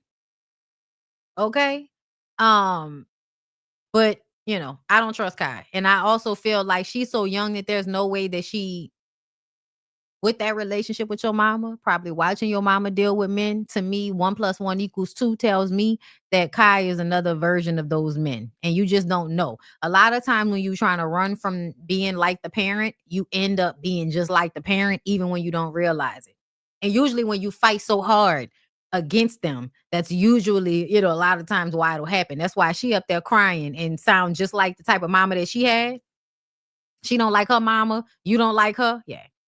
All right. Well, let's go ahead and get into my last story, and then I'm going to get off here. It's been a great show. Thank y'all so much for coming through. Thank you. Yeah. I think my merch should be coming soon. Okay. Yes. Okay. Y'all, I'm so excited. I'm actually working with a Black woman creator, artist. She has really dope art, and we are working in conjunction for my new merch that's coming out, which I love because it'll be a better quality and it won't be like all of this, you know, spring and all of this weird shit that doesn't work right and all of that. It'll be different. Okay. And if you are coming to the show, I should have merch by then to sell at the show. I have a coloring book coming out, and I have the Community Is Not Okay merch coming out soon. So I hope, you know, for Christmas, if y'all trying not to spend y'all money with some people, y'all might want to spend y'all money with the little, you know, the little small people, bitch. You can come over here and buy some of my stuff. Okay. All right. Cause I'm definitely, you know, cute little adult coloring books and shit. I need to come out with a kids. Oh, that might be the next thing. Cause I want to do a kids thing, but that, like, you know, I need to read some more books on childhood development. That's what I'm gonna be doing next. Anyway, so let's go ahead and get into the last story, which is with Fugazi weird ass fucking Jason Lee, who I told y'all not to elect into any position of power, but y'all don't listen. So now he the assistant mayor, vice mayor, girl, whatever the fuck. Let's hear what the news people said. Battle on the Stockton City Council. The mayor speaking out earlier today about some concerns with her vice mayor. That's right. Your reporter covering San Joaquin County, Charlie LaPastora, is getting answers on the argument spilling into tonight's meeting. Stockton Mayor Christina Fugazi says she's starting an ad hoc committee to gather facts, examine evidence, to hold Vice Mayor Jason Lee accountable. Mayor Fugazi says there's been concerns with Vice Mayor Lee's involvement in a proposal of a nonprofit the hair choice is the main reason you can't trust no nigga. Look at this hair. Look at this hair. You can't trust him. He founded, supposedly asking for $58 million in public funds. There are other Anybody that has ever paid attention to politicians, specifically in Louisiana, okay? I say this because I grew up around a whole bunch of curly head ass niggas. You can't trust none of these niggas, okay? Light-skinned nigga with good hair running for a political office. Don't trust him. Don't trust him. He's gonna steal. other concerns that the committee will look into. Allegations of bringing camera crews into City Hall to film reality-style promotional content without getting approval, and creating a hostile work environment, allegedly verbally abusing staff. For Stockton Mayor Fugazi, she says comments on social media by Vice Mayor Lee were directed toward her family. Make no mistake, Stockton will not be exploited for anyone's personal agenda or network of associates. Not now, not ever. Our city deserves accountability, stability, and a government focused on the real work. Now, regarding this matter, I spoke with Vice Mayor Lee after this press conference, and he said he'll be sending out a press release. Mayor Fugazi said she moved Vice Mayor Lee's seat because she's afraid of him. However, just before the meeting started right here in City Hall, they moved the plaque right next to Mayor Fugazi's seat, so they were sitting right next to each other again during tonight's city council meeting. Brewing battle on the Stockton City Council. Yeah, girl, we talked about this a while back. So apparently, like, he requested some money so that they could fund a Wild 'N Out show that was happening, and apparently they hadn't sold enough tickets, so the show was going to be canceled. So in order to keep the show from being canceled, Jason Lee was trying to get like $40,000 or some shit like that. Girl, I don't even understand. But I just knew, based on the way the commentary he gave on the Diddy trial, that just let me know that he doesn't need to be in charge of anything. Like, no, sir, no, ma'am, no, Pam. Because listen, at the end of the day, I believe that people should have a certain level of decorum about themselves. And when people start playing in my fucking face, acting like you don't know what the fuck going on, and I know you know what the fuck going on, and you can't be trusted, and you damn sure don't need to be nobody's politician. Because to me, niggas that's on reality TV are sometimes even more, if not more, like, grimy than the regular politician, because they already know that any amount of attention or bullshit is kind of sort of good in their business. So they're not gonna know when enough is enough. That's why this is happening, because I feel like Jason Lee being in reality TV mess, being in a gossip blog, it's like you don't really have a real understanding of decorum. I don't think you have a lot of respect or understanding for decorum and how things should go. And that's why I don't like when reality stars or people that are involved in that in entertainment business, period, like, I'm starting to feel like, even though the gift is similar, I don't like for politicians to have a start out in entertainment. I'm sorry. Okay. And I'm one of the people that if I wanted to become one, I would be. Actually, I started out in journalism, so let's be very clear. But yeah, no, I don't like it, because I feel like y'all are always putting on a show. You're always up for sale. And a lot of the times you may not be as smart as you need to be in these positions. Because a lot of people's lives are held in a balance of decisions you make. So yeah, I never thought that was a good idea. Simone, thank you for the super chat. Hey Bondi, happy Friday. Can you speak about the time you felt you were acting outside of yourself? I'm currently in grad school, and what I am learning about these systems they got us in, and it's heavy. Acting outside of myself, like when? Like what? In when I was in college, or just in general? I don't even, okay. So acting outside of myself would sometimes be like giving my seat up to an annoying white person, even though I'm in here working and I'm tired. I need to give my seat up for this white person so that y'all could play this decorum game. It comes when somebody who doesn't know a job as good as me is telling me what to do, and I have to like bite my tongue about it. The times that I got passed over for promotions, and then I had to help train the people that they put in positions over me. 2 out of the 3 times were gay men. So that's another thing that I've always found very interesting, is how often I've gotten passed on gigs for gay men. You know, there's no disrespect to the gay men, you know, but I'm just saying, very interesting. Let's see. Member, thank you, Mary Sparkles. Like, whoa, some people only qualify for EBT food or cash, sometimes both. That's $400 a month, hardly anything to survive on. That's what I was thinking. I was just trying to, like, girl, ain't nobody making that much money off that shit.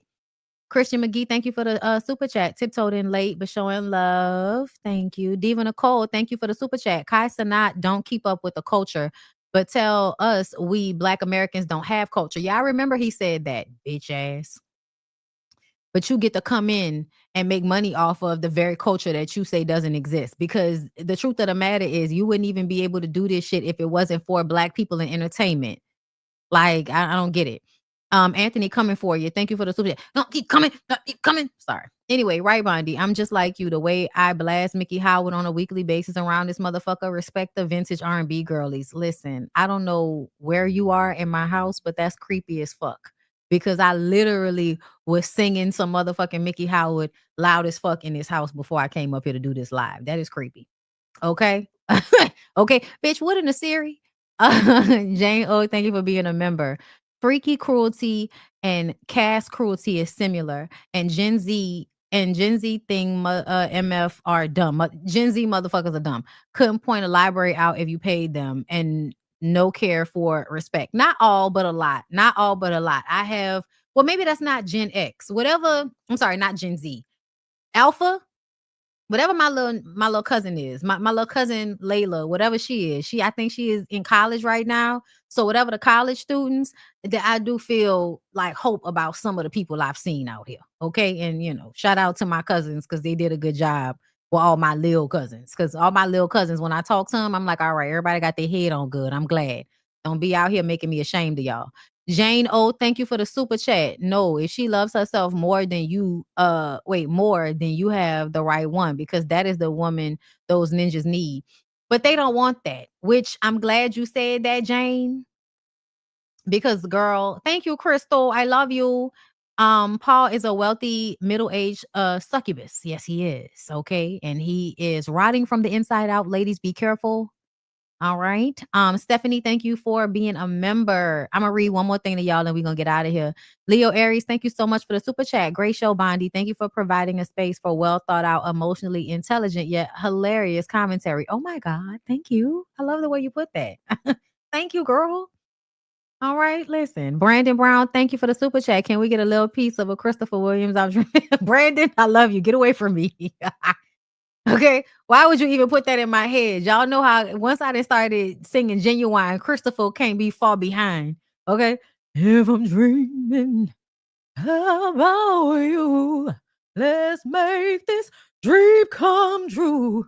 If I'm dreaming about you, let's make this dream of love come true. Yeah. Girl, don't wake me.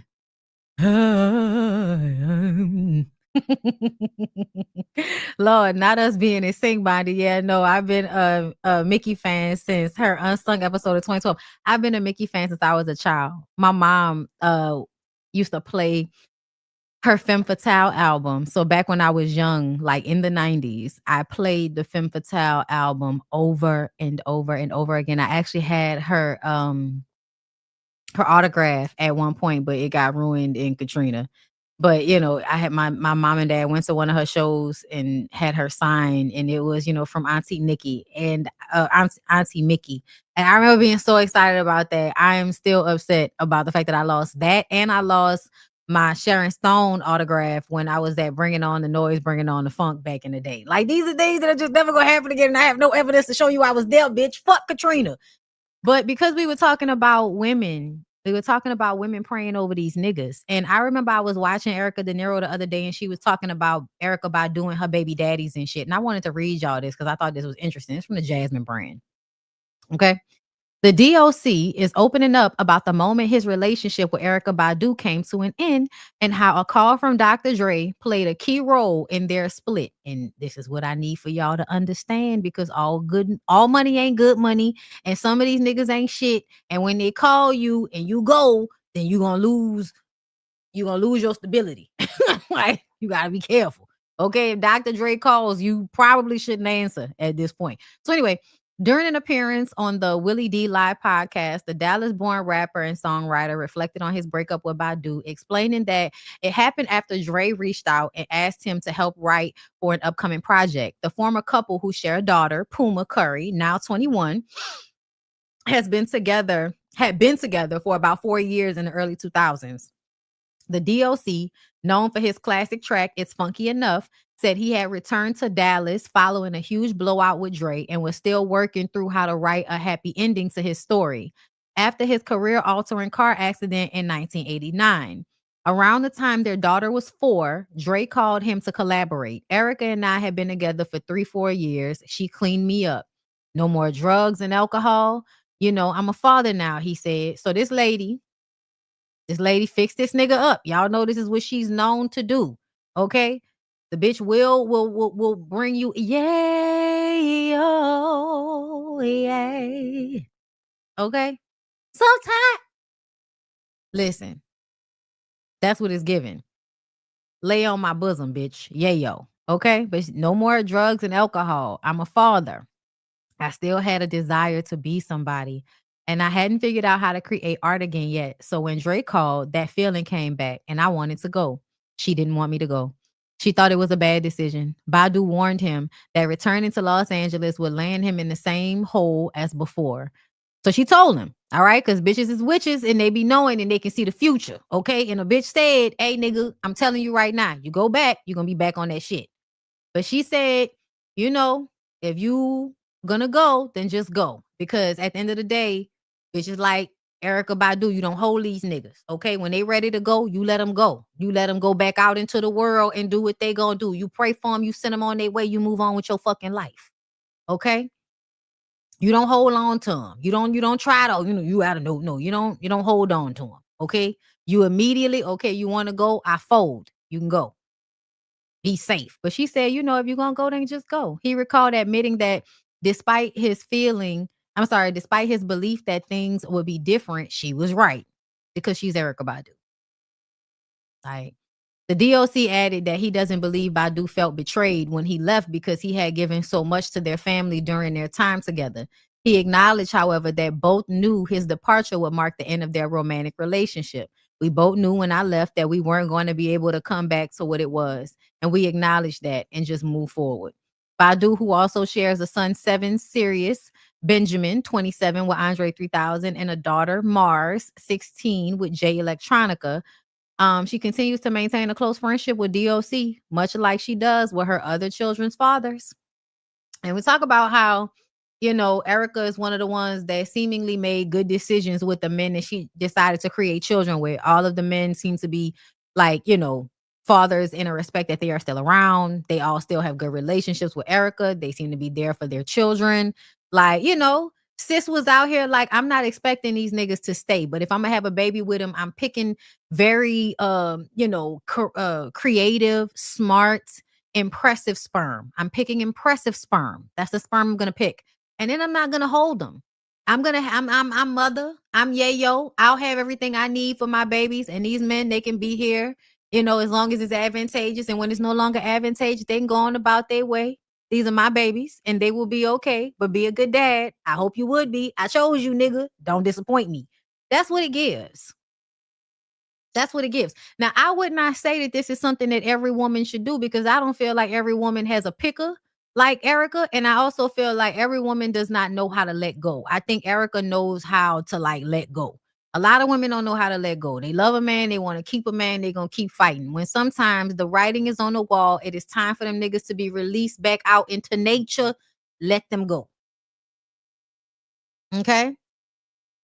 And I feel like Erykah has always had her, her mom and her grandmom and her sisters. Like, I think Erykah has a village. I think that Erykah would be the type of mother that would spend time with her children, that would be there for them. Like, y'all see her relationship with Puma. That's the only one that we really see on social media like that. The other 2 kids are not on social media. We've seen 7 throughout the years because that's Andre's kid. But yeah, seems like she picks, good men to have kids with. The men are, good fathers. They keep up with their kids. They are, creative and brilliant in certain respect. And she is the type of person that can love them and leave them and then still be what she needs to be for her kids. I have respect for that. I have respect for that. I don't think women should always be trying to keep these niggas. And I also feel like women are supposed to have kids when they want to have kids. So, you know, not holding you niggas to the ground. Anthony, thank you for another one. Girl, you remember Mona Lisa? I've been loving her too lately. I do remember. Can't be wasting my time. Don't be a minute soundtrack is everything. It is. It is. But yeah, y'all. I remember, you know, people used to be talking about Erica having a whole bunch of kids back in the day. Brittany, thank you for the super chat. I'm early Gen Z. I was born 2000. I like to call us born 97 to 2001 zillennials. Right. All right, you might still remember some shit. Okay? But yeah, thank y'all for coming to the show today. I appreciate y'all for coming through. People used to be down on Erica back in the day, you know.